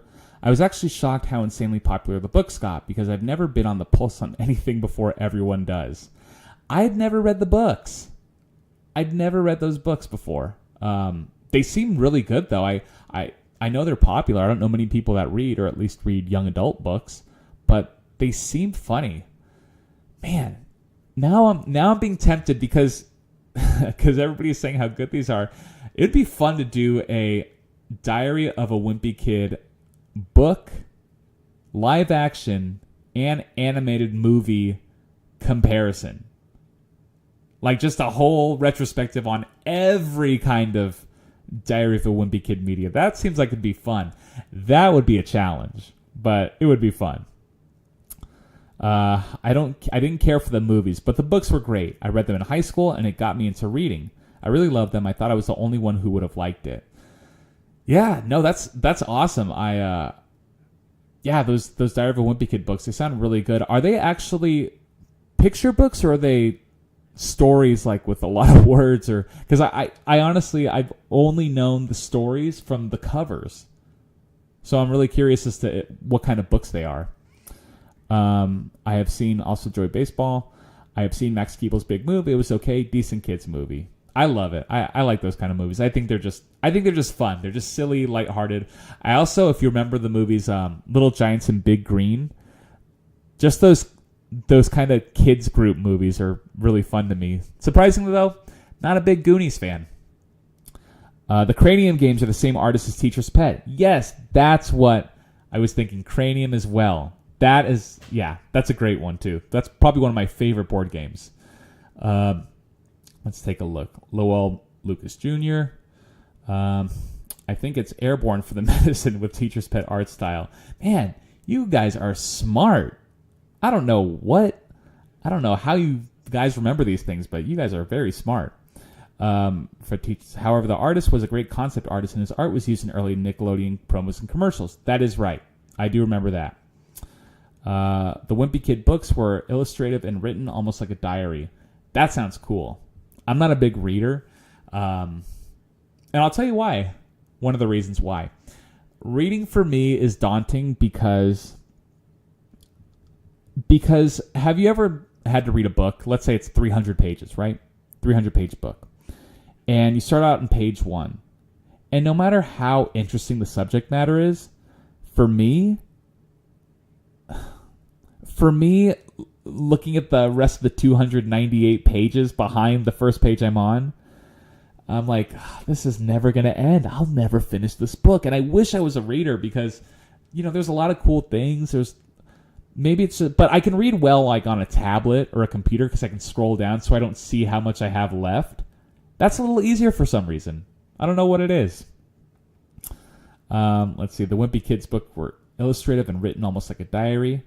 The diary books are written like a diary with lots of doodles in it, intermediate reading level. Yeah, no, I can read. Although in some of my videos it might not sound like it based off my cadence and the way I talk. But yeah, they sound cool. Maybe I'll have to check them out. Maybe that Diary of a Wimpy Kid giant retrospective is something that's going to be on the docket someday. So I guess we'll have to see about that. Let's see here. Yeah, yes, I can relate. When I read books, I start on page 1 as well. Yeah. It's just tough to get past that first page sometimes. But let's go ahead and continue on. So this is what I wanted to ask you folks, because I've been doing so much of the talking. What are the best cartoon reboots since we've been on the topic all night?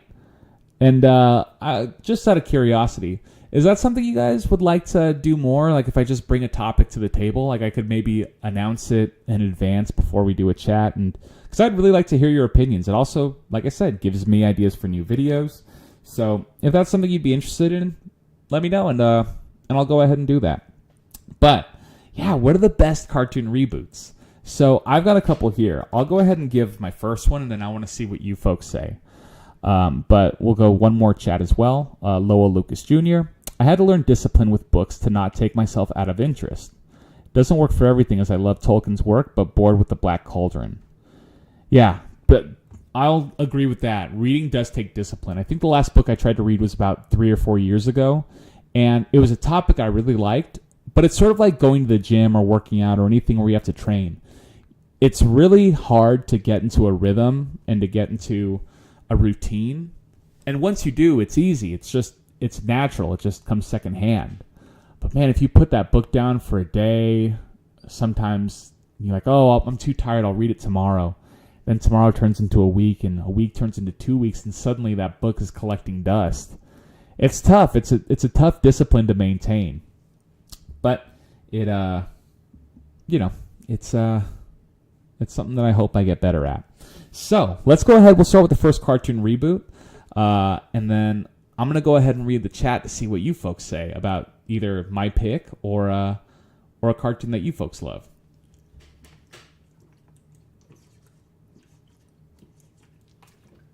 All right, first up, 2017 DuckTales.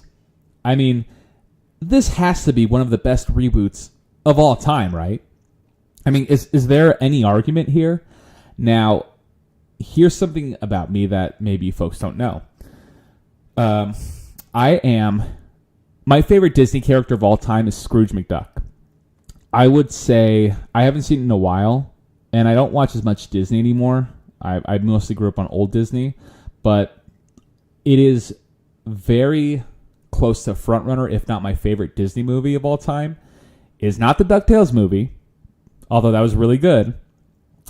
But my favorite is actually Mickey's Christmas Carol with Scrooge McDuck as Scrooge, Ebenezer Scrooge. And he's just so mean and so wicked and so evil. And it's scary and it's heartwarming. It's everything that a Christmas Carol should be. But 2017 DuckTales. So the original DuckTales, which ran in the 80s, oh my gosh, was beautiful. I want to say it was like the first Disney-produced cartoon for television, if I remember. Excuse me. If I remember correctly. And it shows. I mean, it looks as good. That's when they took so much pride in making a television show look as good. I'm going to sneeze one time. Give me 1 second, folks. Nope, never mind. When I announce it, apparently that's the cure for it to go away. But that original DuckTales looked incredible, and the voice talent was amazing, and it was so good and so funny. And this kind of is the same thing with Tiny Toons for me. The thing I wished about DuckTales was that it had a continuous story, that it had a running through line. And the episodes were always adventurous. They were always great. But this DuckTales gave me a story that lasted for 3 seasons that was engaging, and it also gave us those one-off adventures.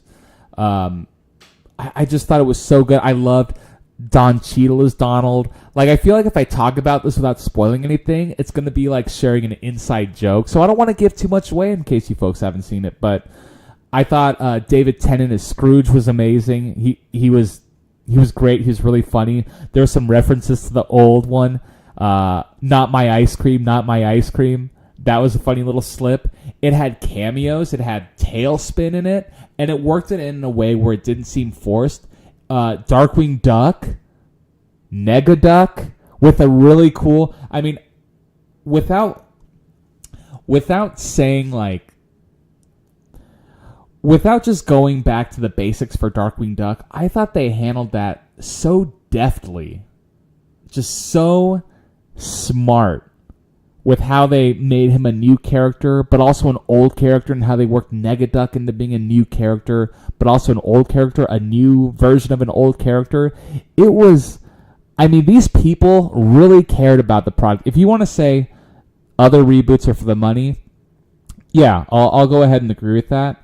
But you can't tell me DuckTales wasn't made by somebody who really cared about it, because that's what the show cared. You could say maybe some episodes weren't as great as others. You can say it about any show, but man, this might be, I mean, unless you want to say something like, oh, Teen Titans is the best reboot, because technically Teen Titans is a reboot of the Teen Titans from, the 1960s or 70s or whenever that original one came out, then we can have an argument there. But as far as what we're considering kind of general reboots go, this has to be towards the top of the list. Let's see what you folks say about that. Lowell Lucas Jr., sure, bring it up in advance and we'll join you in the chats. Love it, love that attitude.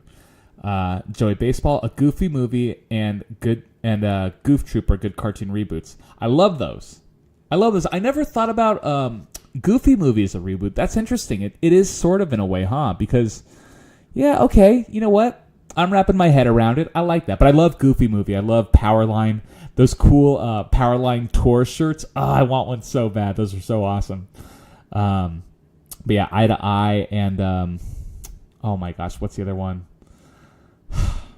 Eye to Eye and Stand Out. That's a good song. I love those. Those are some of my favorite Disney songs. I mean, I wouldn't say that they're, the greatest of all time, but they're some of my favorite and the most memorable and most singable. So, I'll take that. And that actually... So if you're just joining us, you can always go ahead and check out the beginning of the video, but I'm planning on doing a Patreon for next year. And since I don't do any kind of sound or music on the YouTube channel, and this is strictly for one, the rules of YouTube change a lot, so what you're allowed to have as far as sound goes for copyright purposes is always changing. So I'm a little hesitant to do that. But I would love to do a video of my my top I mentioned it last time, my top fictional bands in cartoons, and also my favorite cartoon songs, like actual cartoons, like something like A Whole New World or Mulan's Be a Man, and rank those, because I do have that list, and it would be fun to actually have some music in. So that might be something that goes up on the Patreon, so it can't get copyright stricken. So yeah, but 27 DuckTales, and that theme song. I mean, come on. Don't even try and tell me that's not one of the best reboots of all time. Let's see here. Joey Baseball, The New Adventures of Winnie the Pooh is a great reboot. Man, you're going old school. You're going in a way that I hadn't thought about it being a reboot. I like that. And The New Adventures of Winnie the Pooh were really good. I actually was considering, and let me know what you folks think, because I'm also kind of workshopping things around here, just kind of spitballing ideas that I've had for videos. I thought it'd be fun to do episodes. Like, I wanted to do I don't know if it was The New Adventures of Winnie the Pooh, but it was, I had a VHS tape of Winnie the Pooh Halloween. I think it was the first time, I don't know if it was the first time they met the Heffalump or not, but I thought, man, what a weird episode to just go back and review, just do a one-off. And Another one I wanted to do was the Ninja Turtles Easter, where they meet the Easter Rabbit, and then there was a two-parter where they meet him first, and then they end up going to see their future selves, and they're all old, and Shredder abuses them as they're old.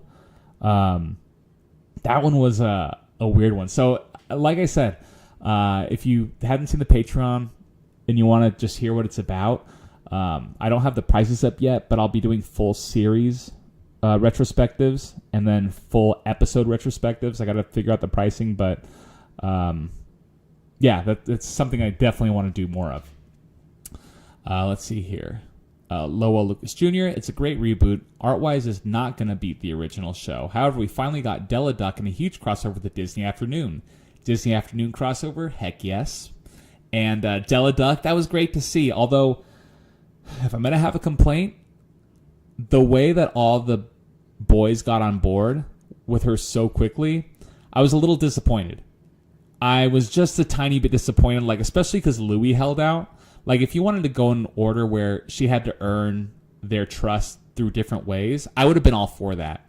But Louie was the holdout, and I thought that was going to be more of a running thing where they weren't going to accept her as their mother just immediately. And then it kind of just happens. I think that there was so much buildup in how she was going to get back in their good graces, and it just kind of fell by the wayside. I was a little disappointed in that aspect, but hey, I can live with it. I can live with it since it was so good. Joey Baseball, the movie The Life and Times of Santa Claus is also a great reboot. I've never even heard of that.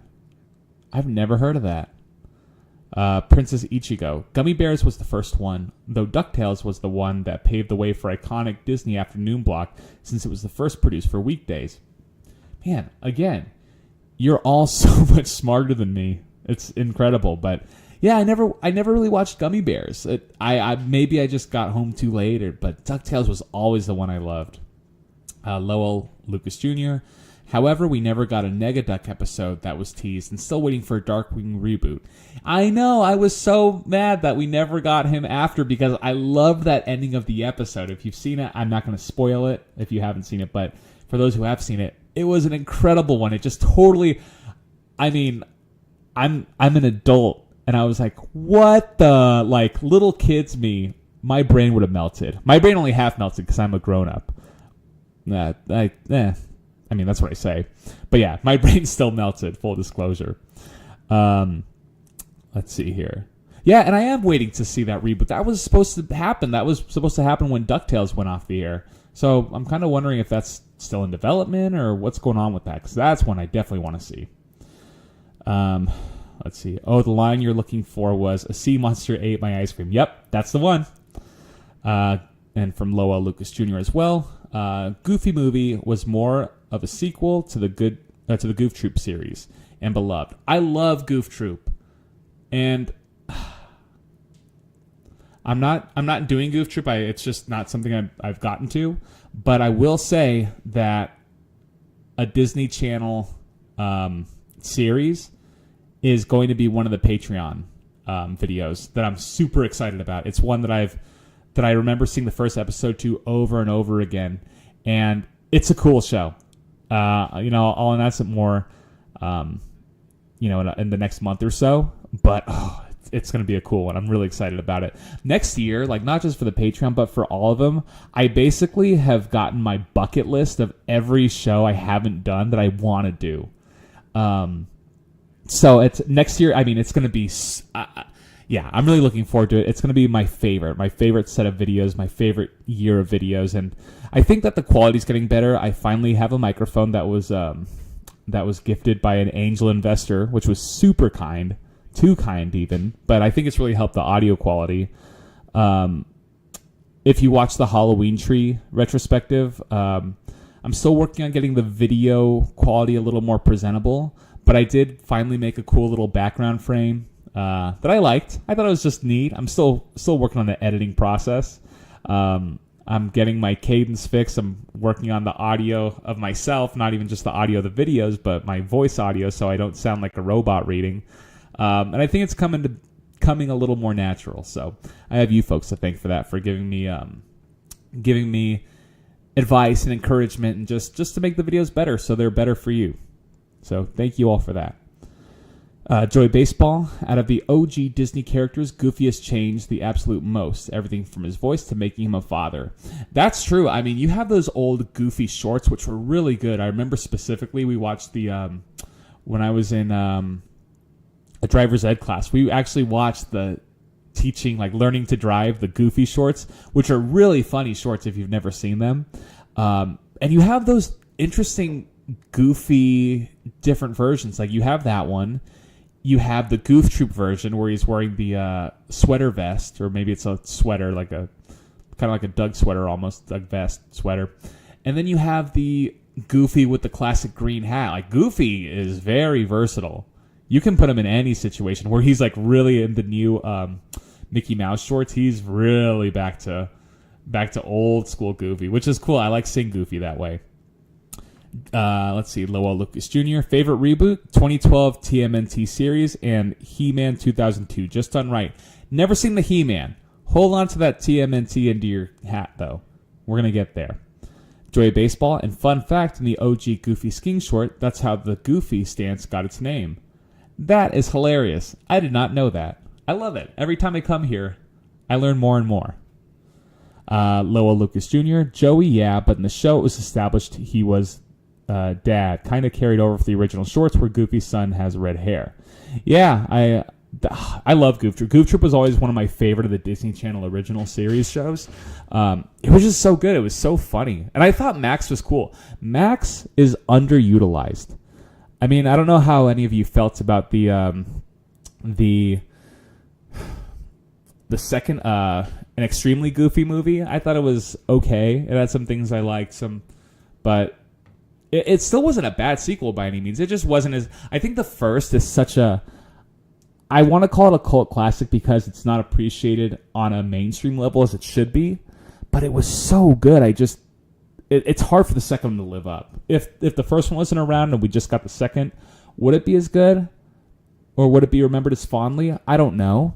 But I don't think that the time it came out helped. I think that kind of late 90s, early 2000s feel to it with the X Games and just it felt a little of the time where a Goofy movie is evergreen to me.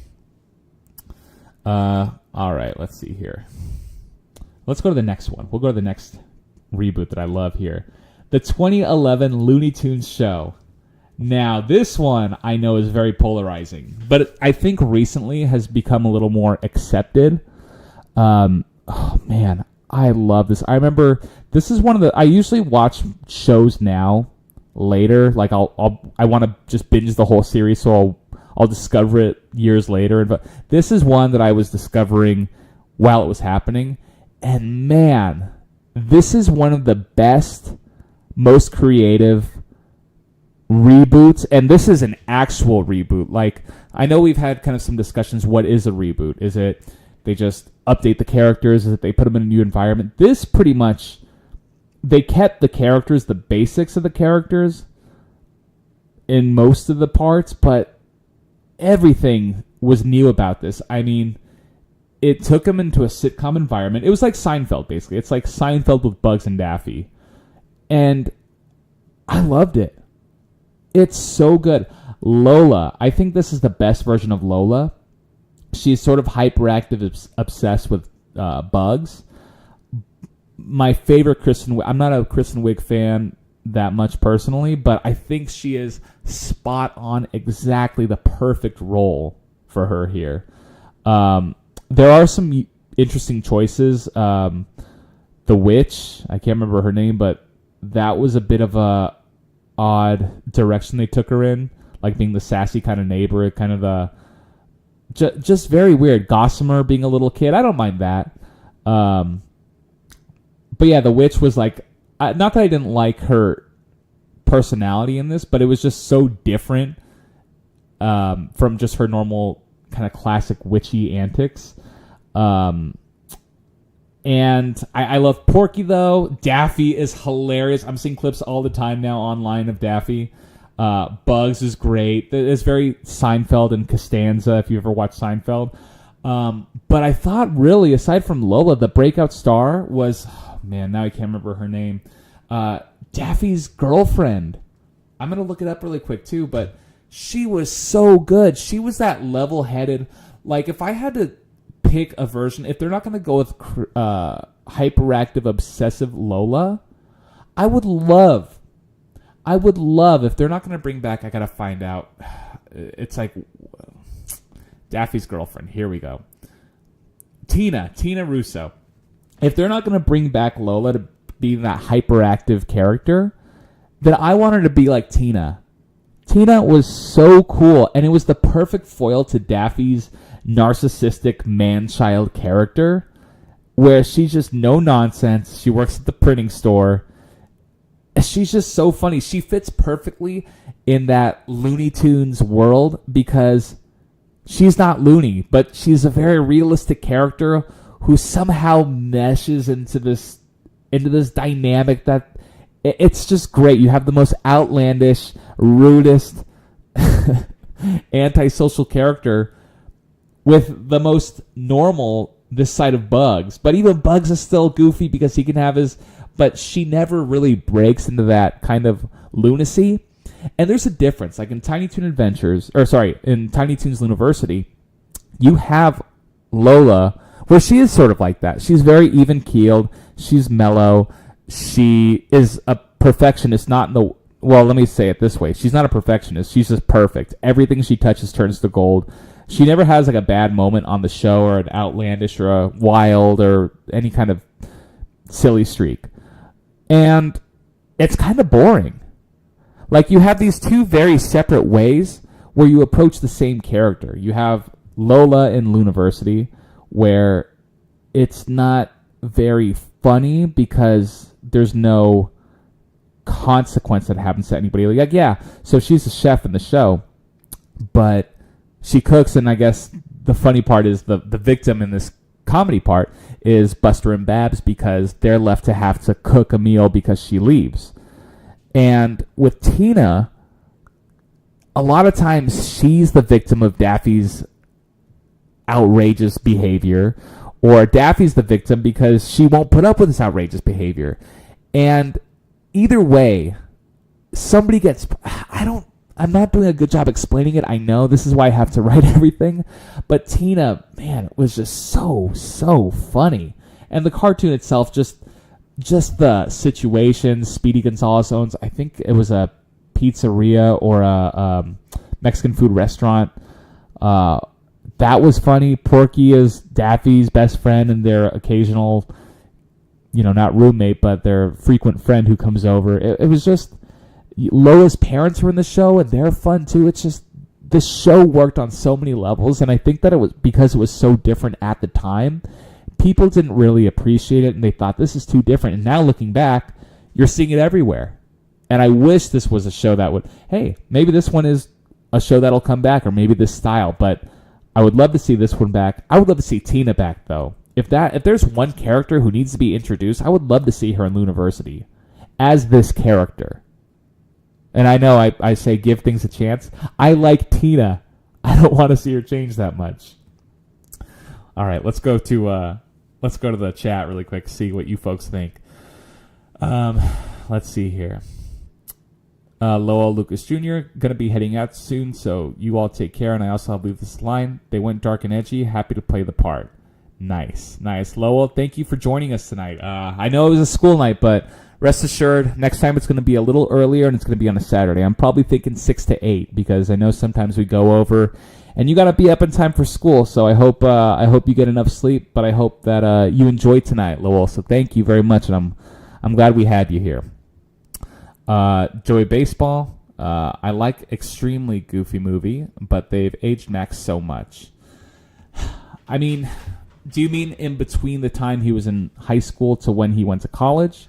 I mean, I think the biggest complaint everybody had, you can say what you will about the movie itself, but Roxanne.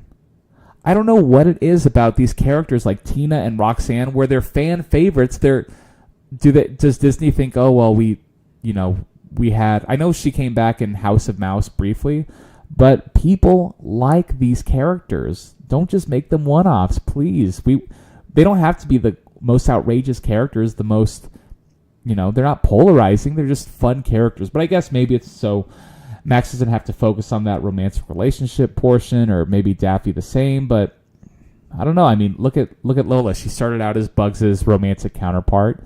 In Space Jam, I think they were still a little romantic. The second one, I mean. In the Looney Tunes show, they were romantic counterparts. But now in Looniversity, they aren't. So you can still have them be prevalent characters, and they don't have to fit in that mold every time. But maybe we'll see Roxanne again someday. I really enjoyed Baby Looney Tunes. It was so cute, and it wasn't just Muppet Babies or Tom and Jerry Kids or Camp Coral. Yeah, that definitely had a life of its own outside of shows like the other ones that you're mentioning. I've seen clips, but it did really have a cute personality to it, which is interesting because you really have to focus, since they don't do a lot of things as Looney. It's a little more grounded reality-wise. So you really have to focus on the characters. And I think they did a really good job of that. And it's hard because these aren't young characters like Muppet Babies, especially the reboot, where they're small, but they can still, these are in diapers. These are very, very infantile characters. So the fact that they were able to have success, and they still do it now. I think they have Bob the Builder-esque Looney Tunes show with that. So, yeah, I mean, they work. They work somehow. I don't know. I never really watched those kind of kid shows growing up, but people are liking them. People are watching them. Lowell Lucas Jr., also extremely goofy, was good, but we needed Roxanne. Exactly. Before I even read it, I knew someone was going to mention it. Glad she showed up in House of Mouse. Gonna ignore Twice Upon a Christmas with that other gal. Even the DT reboot had Roxanne and Max together. DT reboot? Roxanne and Max? What are you talking about? I'm not familiar with this. Through baseball, I've always loved Daffy more than Bugs. I like Bugs. They're both great. I mean, I think the two things I think of most when I think of just Bugs and Daffy's relationship are duck season, rabbit season, and when they come out on stage tap dancing together, and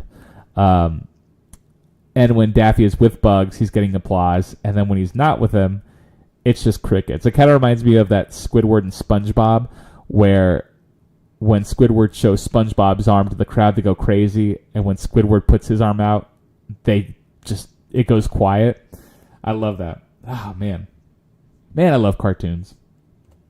So this one, Scooby-Doo Mystery Incorporated from 2010. Man, how good. I know I'm starting off everything with that, but this might be as good. You can say what you want about the original. I love the original. It holds up in certain aspects. I think it set the groundwork, though. And I don't think a lot of I would say, outside of, and we can nitpick. We can say, do you want to say 13 Ghosts of Scooby-Doo? Do you want to say Ghoul School?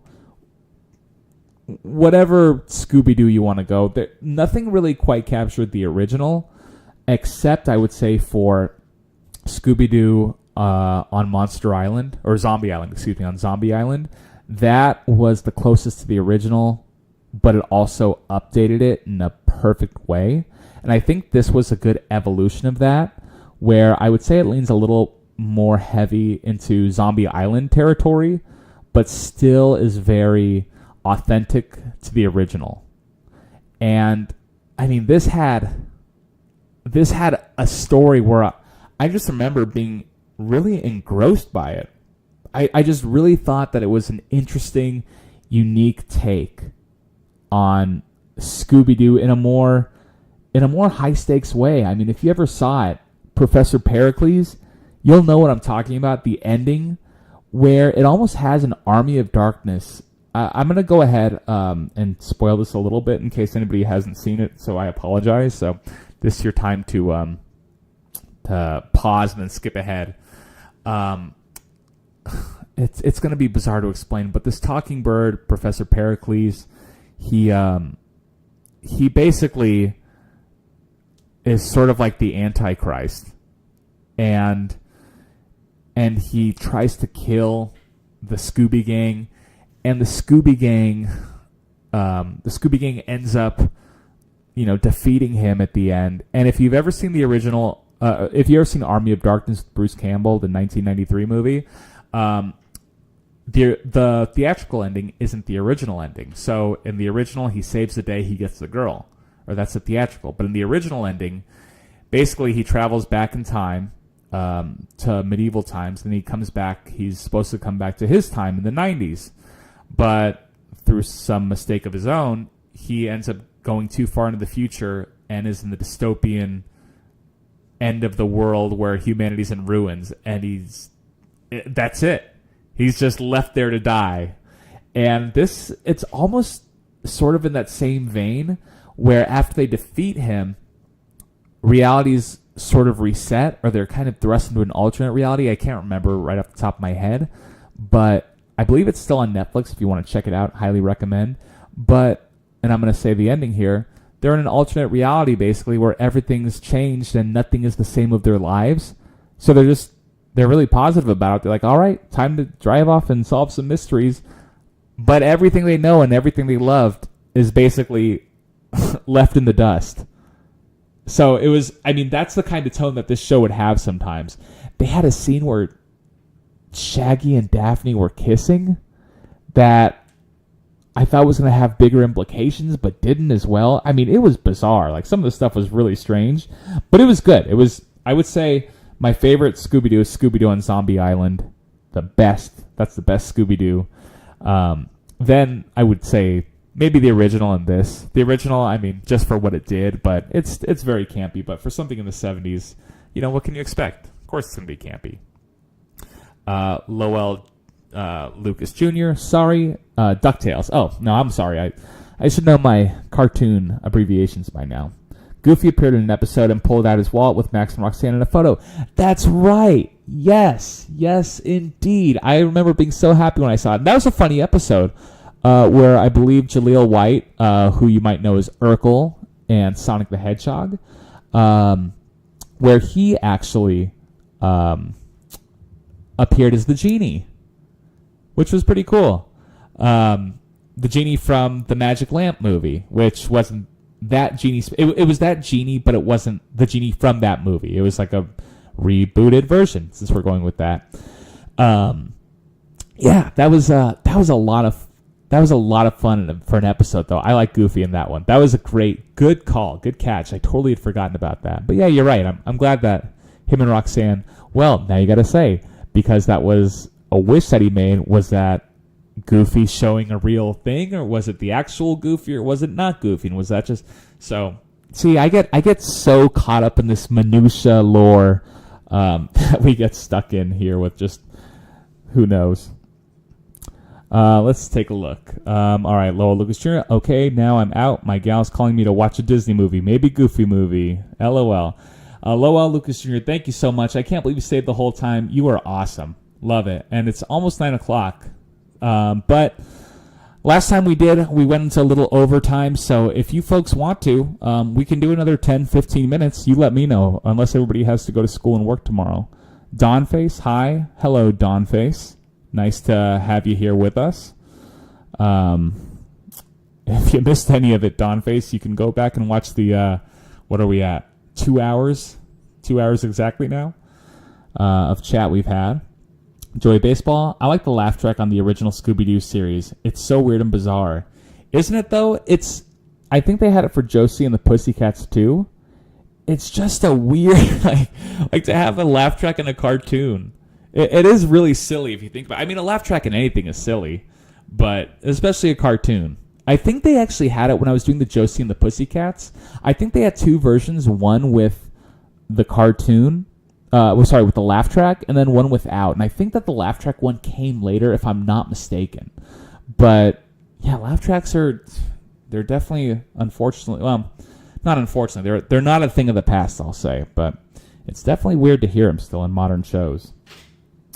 Let's take a look here. I think they used the Goofy laugh at the Alice in Wonderland ride in a Disney park. Really? Alice in Wonderland? Okay, so here's the thing.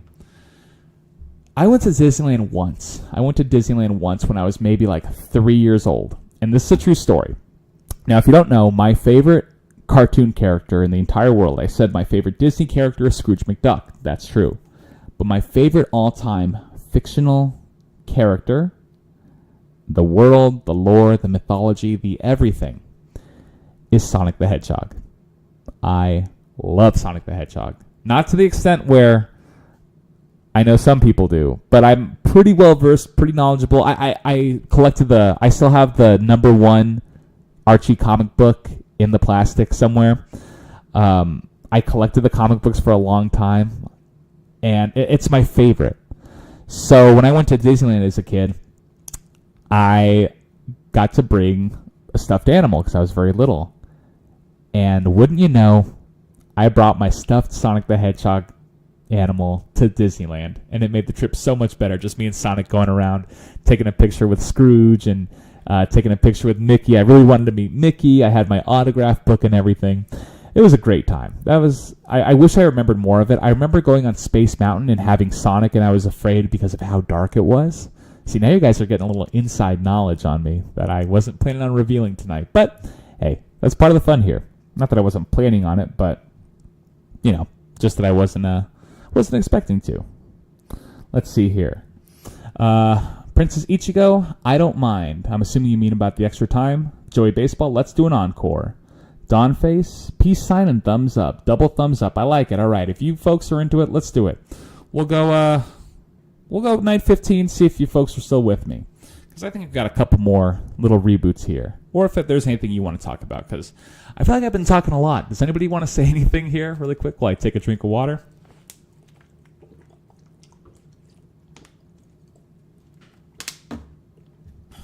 Okay.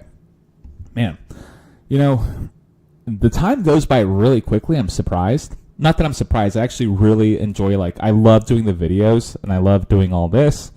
I like commenting to see, what people think of the videos or the cartoons. But, man, doing the live chats is one of my absolute favorite things. That's why in the Patreon for next year, I'm really looking forward to doing the monthly mailbag. So if anybody does, join it, I get to have a really personal one-on-one back and forth with them, which is, I think it's cool. But we'll see about that when we get there. Let's see here. Joey Baseball, I am curious. Were you ever able to get a chance to read the comic strip of U.S. Acres by Jim Davis? Funny thing about that, I actually have it saved on my tablet.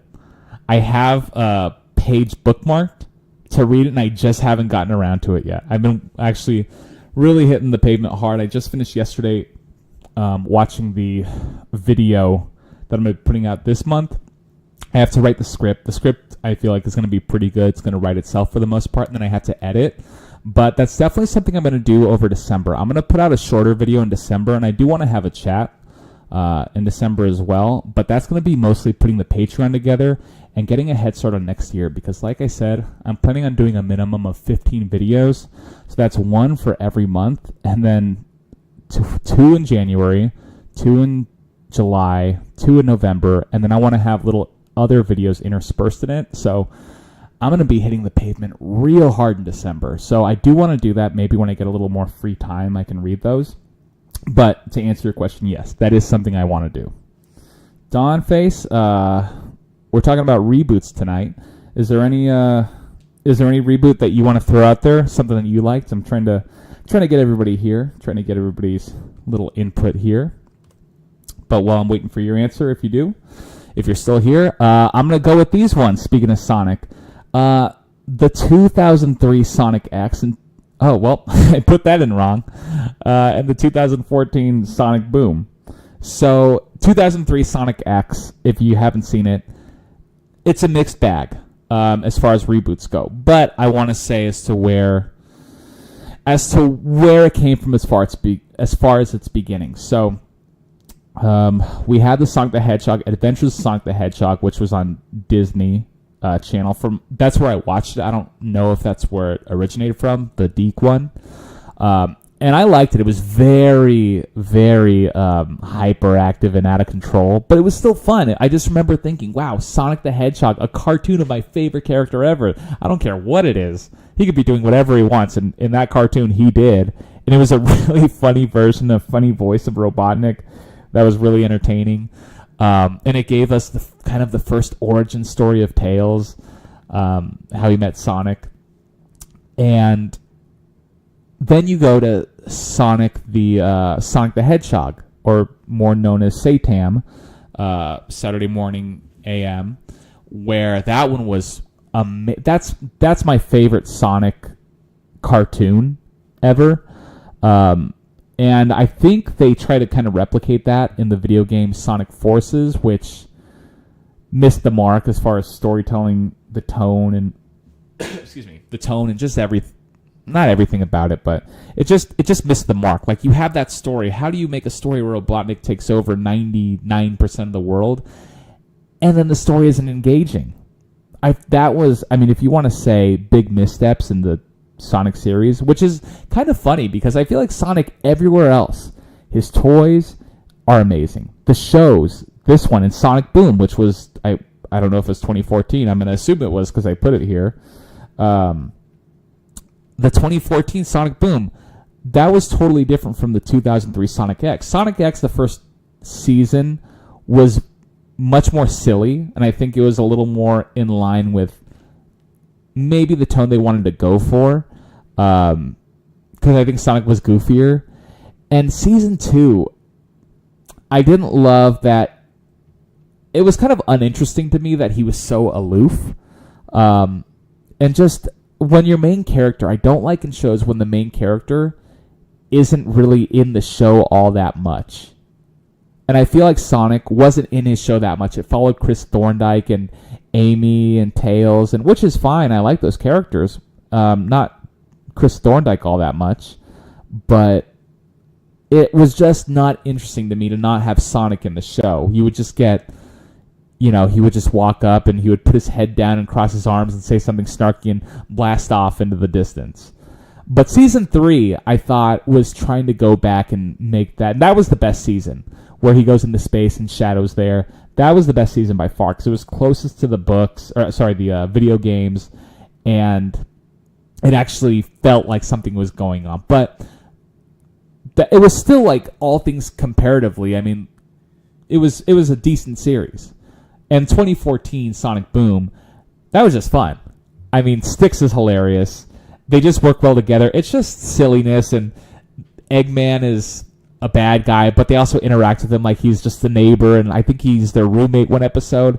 So the Sonic reboots, I'm calling them reboots because they are. I mean, Sonic Boom was a reboot of the whole video game canon, and that went well. The show was better than the game by leaps and bounds. Sonic X was good, and now this success led to the Sonic the Hedgehog movie. Not directly, but the Sonic the Hedgehog movie came out, which is, we could say, a reboot. I don't know since there was no movie before, unless you want to count the Japanese OVA, which I love that movie. That is so good. If that's a Sonic series I wanted to see continued, I would trade in Sonic Boom and Sonic X for that Sonic OVA. That was awesome with Metal Sonic, the President's Daughter. Man, I love that movie. Let's go back to the chat because I'm starting to get sucked up in Sonic talk myself. What do you think of the hybrid Sonic movies? And do you think Jim Carrey will return for a third Sonic movie? Man, that's a loaded question. So as far as the Sonic movies, Sonic 1 and Sonic 2, the live action ones, I love the first one. I think the first one is really good. Especially for it being live action and for having to deal with human characters, I thought it was great. I thought it had a lot of heart. I always remember Sonic running around the bases, waiting for a high five, having nobody to high five him. That was really sad. That was genuinely touching. I felt bad, and I felt that the whole movie was touching. I thought Jim Carrey was hilarious in that movie. I thought he was so funny. That was actually, funny enough, that was the last movie I saw in theaters before the pandemic. And the first movie I saw out of the pandemic in theaters, Sonic 2. And Sonic 2, I have mixed feelings about it.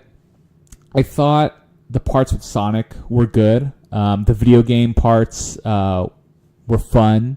Knuckles and Robotnik, it was amazing how Knuckles, though, in the beginning went from strong, proud warrior, defending, smart, tough, and then by the end he was like this goofy Knuckles that we get in pretty much every video game and every, like where he's so dumb it's unbelievable.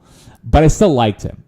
But the part with the wedding, I mean, I remember being in the theater thinking, man, I'm getting pretty bored. I kind of hope the movie ends soon, just because of the whole wedding thing.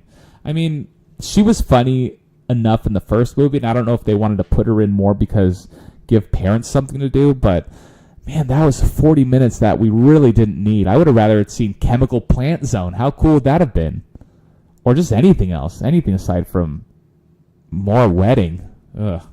But I did like, the wedding and the scene where they go up to have a dance battle against the people in the snowy hut.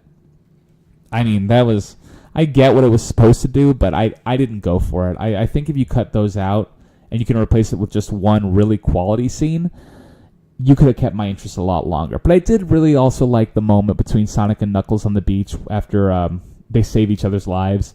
And, I mean, that's the part, that's what I felt like the whole first movie was. It was just really good-natured, heartfelt. And then it was, they're having this conversation, and Sonic's like, hey, you can change. You can have a life still. You don't have to go it alone. And then Knuckles, Sonic's throwing sandballs at him, and Knuckles throws a big one. That's funny. That's what the first movie was to me, and what I wish I had seen more of. Let's see. I think I just have one more here. Oh my goodness. Joey Baseball. I feel Detective Pikachu is a reboot of sorts. It was really good, but it was a beat-for-beat ripoff of Zootopia. Never saw Zootopia. I know I'm going to get some flack for that. Didn't see Detective Pikachu either. And I'm sorry, but the Pokemon looked hideous. They looked bad. Am I the only one? I thought they looked disgusting. And I know that's kind of supposed to be, well, what would Pokemon look like in the real world, in the real life? But I didn't think they even looked good animated-wise. I just thought they looked terrible, and I didn't really have any desire to see it. Just the plot kind of wasn't interesting to me, and there's so many Pokemon movies out there. I love the first one. I think the first one still holds up, actually. But yeah, I didn't see Detective Pikachu. I can't really comment too much on it. And Joey Baseball, you brought up something I had totally forgotten about, and I have it written in my notes. I heard they're in very early talks of doing a Legend of Zelda live-action movie, and people online really seem to be against Tom Holland playing Link. Has it been announced he's playing Link? I don't know. I mean, here's what everybody's debating. Like, they're saying if Tom Holland is playing Link, I'm not sure. I think he'll be fine. I don't think I've ever seen him in a movie. I don't really watch too many new movies, so I can't say. But here's the thing that people aren't questioning. You're making a Legend of Zelda movie. People are asking, well, which actor? I'm asking, which Legend of Zelda? Now, are you going to be going Legend of Zelda Ocarina of Time? Is going to be Legend of Zelda Wind Waker? Link's Awakening? I think, personally, the one that gives the origin story and gives the adventure that they're going to go with, I think it's going to be Legend of Zelda A Link to the Past, the Super Nintendo one, because that's the one where Link, his uncle is killed trying to rescue Zelda, and you get the sword, and you get the Master Sword. I think it's going to be that one. I don't know yet, but that's the one I'm just going with off the top of my head. So it'll be interesting to see more developments, because we kind of talked about this last time. I liked the Mario movie. I thought it was really good. I thought it was fun. I thought it was reference heavy, but in a way that if you know, it's not shoving it in your face. But I'm interested to see how this live action one will be. I think it'll be good. I can't imagine Nintendo striking out with the Legend of Zelda. If they're confident enough to do this live action, that tells me that it's going to be pretty good. And they have the guy who did the Maze Runner movies. I never saw those, so I can't say as to whether it's going to be good or not. But I'm waiting to hear more casting, and I know whoever they say is gonna, if it's gonna be Tom Holland or whoever it's going to be, then I'm sure people will be up in arms about it.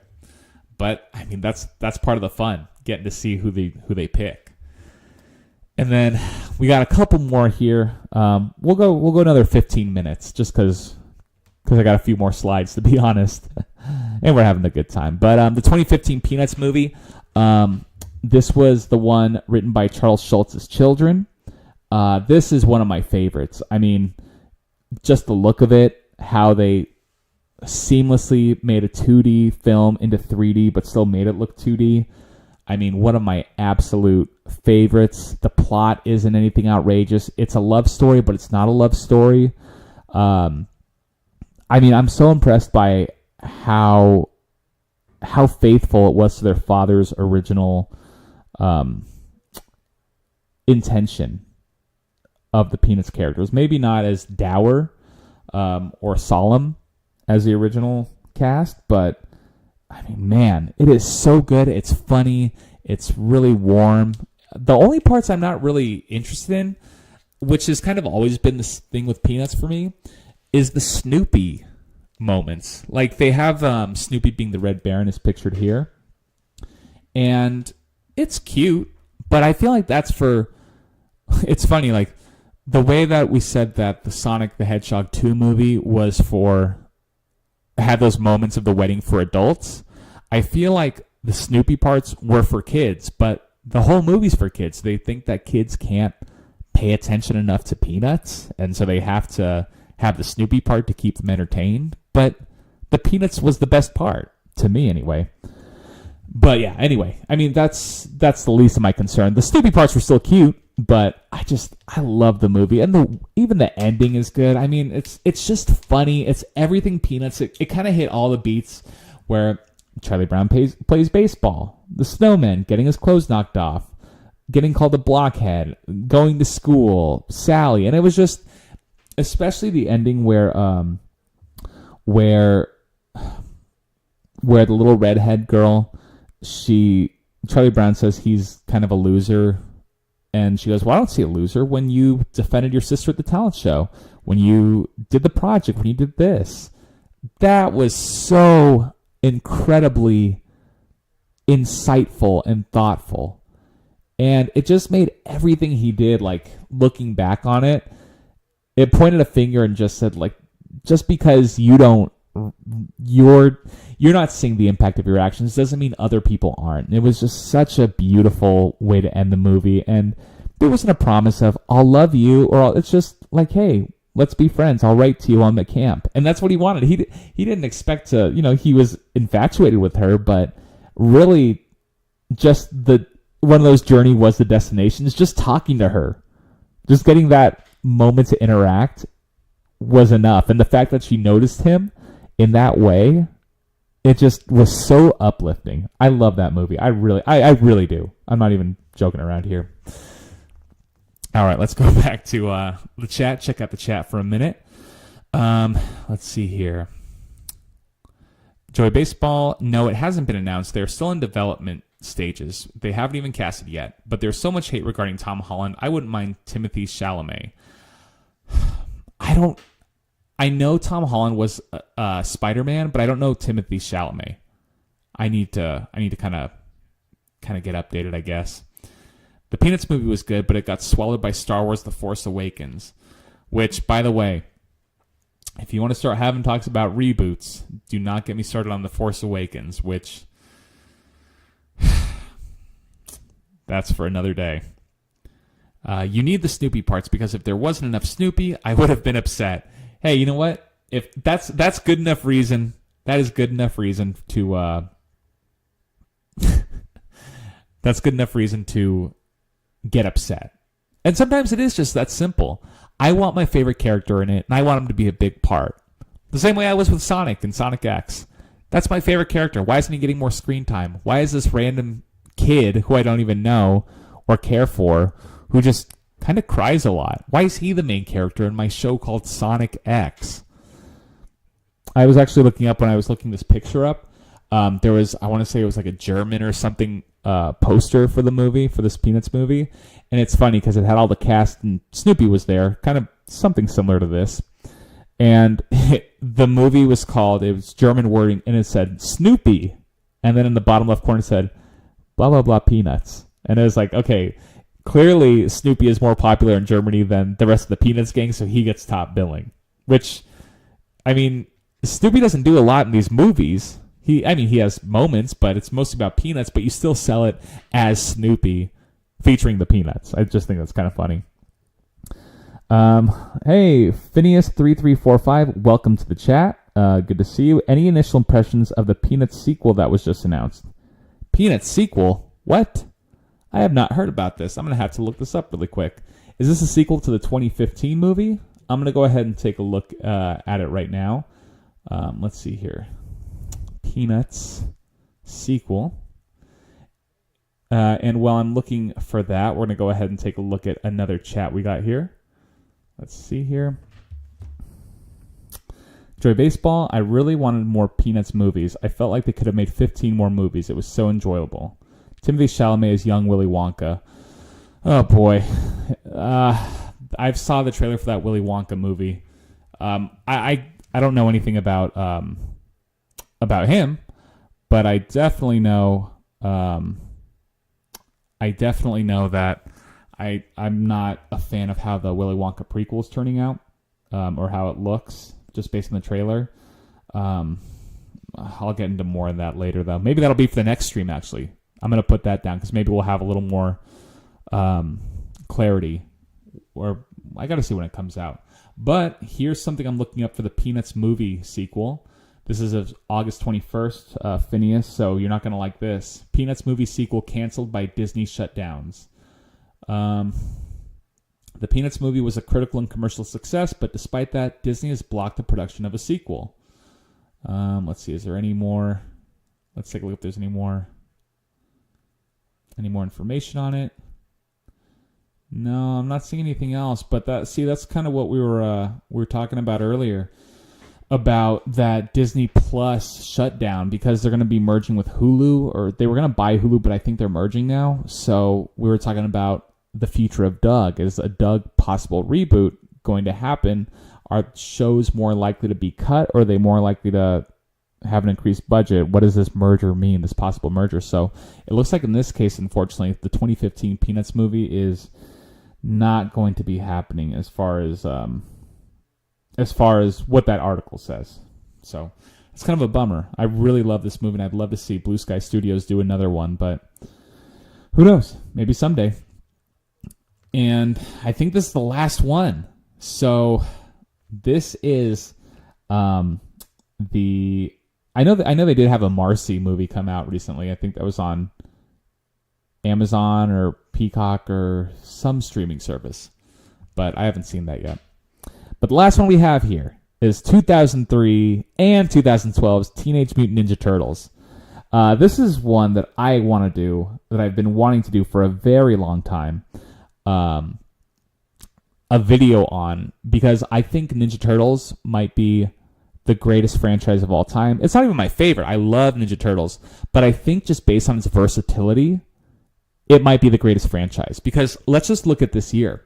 You have Teenage Mutant Ninja Turtles Mutant Mayhem, feature-length animated film. You have the original Ninja Turtles movie, which is, I think, the first or second highest-grossing indie movie of all time. Which, it's true, look it up. Or it's something like that, but I think it was like the biggest return on the investment or something, that and Blair Witch.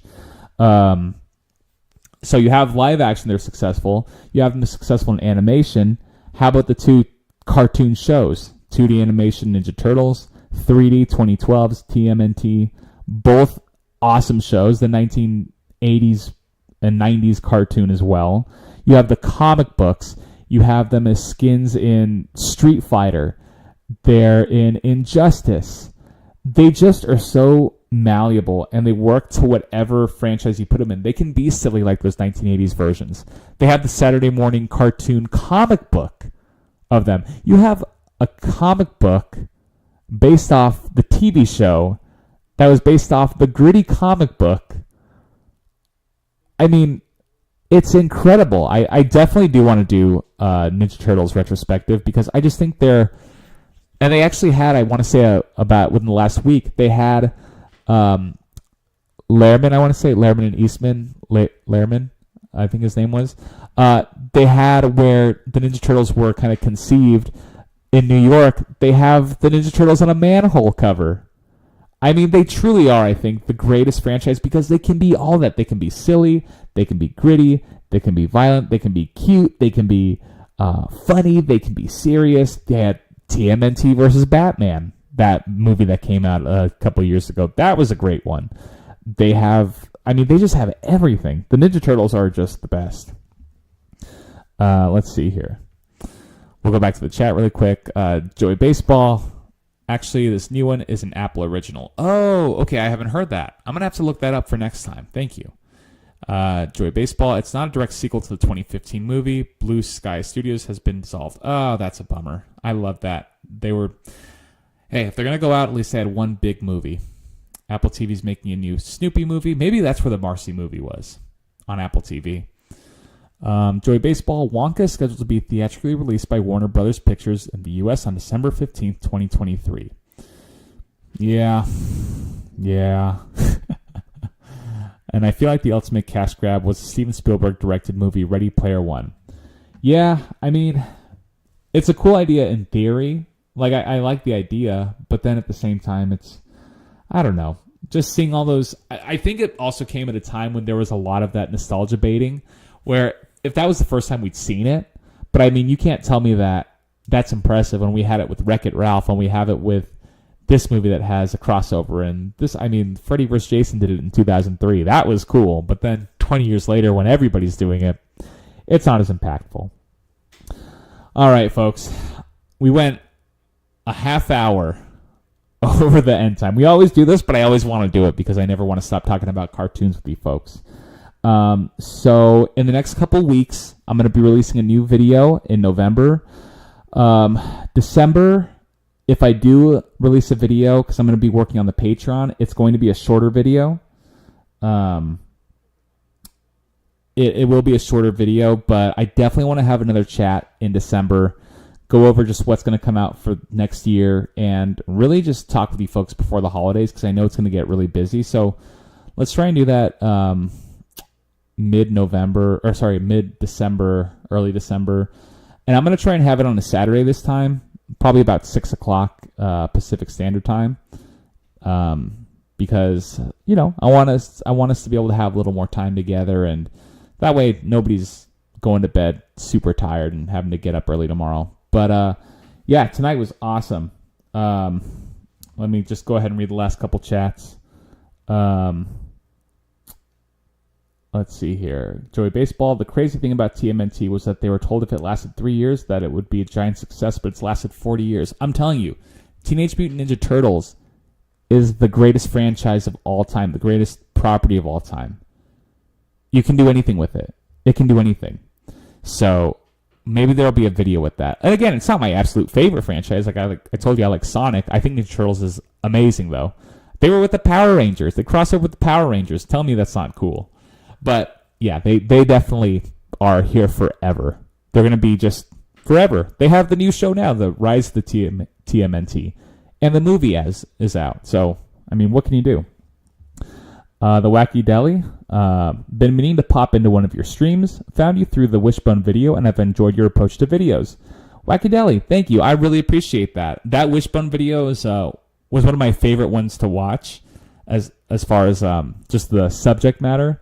It was really cool. I just like Wishbone. I like history a lot, and you know, Wishbone's approach to it. It was an interesting, like, I didn't know what you could have done for the last finale of it. Yeah, I don't know what you could have done. Like if you would have done, I don't know, Noah's Ark or something biblical or the end of the world, but it was just such a, like, they chose just a unique story and just went on top with it, like just went out with it on top. And I'm really glad. I really liked watching that video is what I'm saying. Joey Baseball, thanks for the stream. A lot of fun. Great PowerPoint presentation too. I enjoyed the slides. Thank you. I was making it a point because I kind of, I'm still figuring out a lot of the technical stuff. That's not my strong point. But I wanted you folks to have something to look at while I was talking, because I wouldn't want to just hear myself talk either.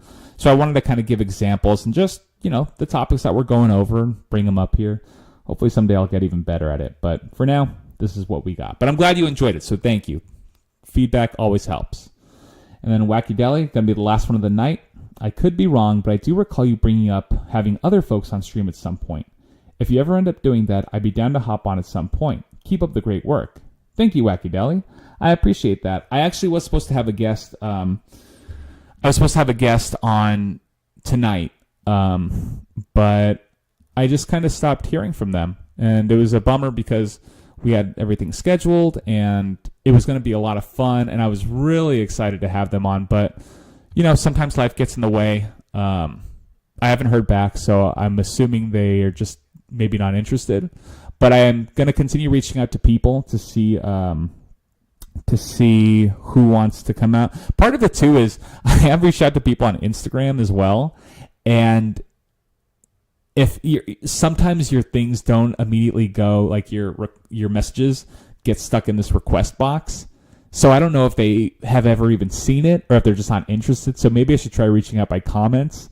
So I'll give that a try this week, though. But yeah, I am planning on having folks out. Thank you. I appreciate that. But also, if there's somebody you'd like to see on here, because I think the conversations we have. Look, I'm not a cartoon expert, but I am an expert in liking cartoons. Like I really like cartoons. So if there's somebody you want to see on here, bother them too. I'll reach out to people. That's what I've been trying to do.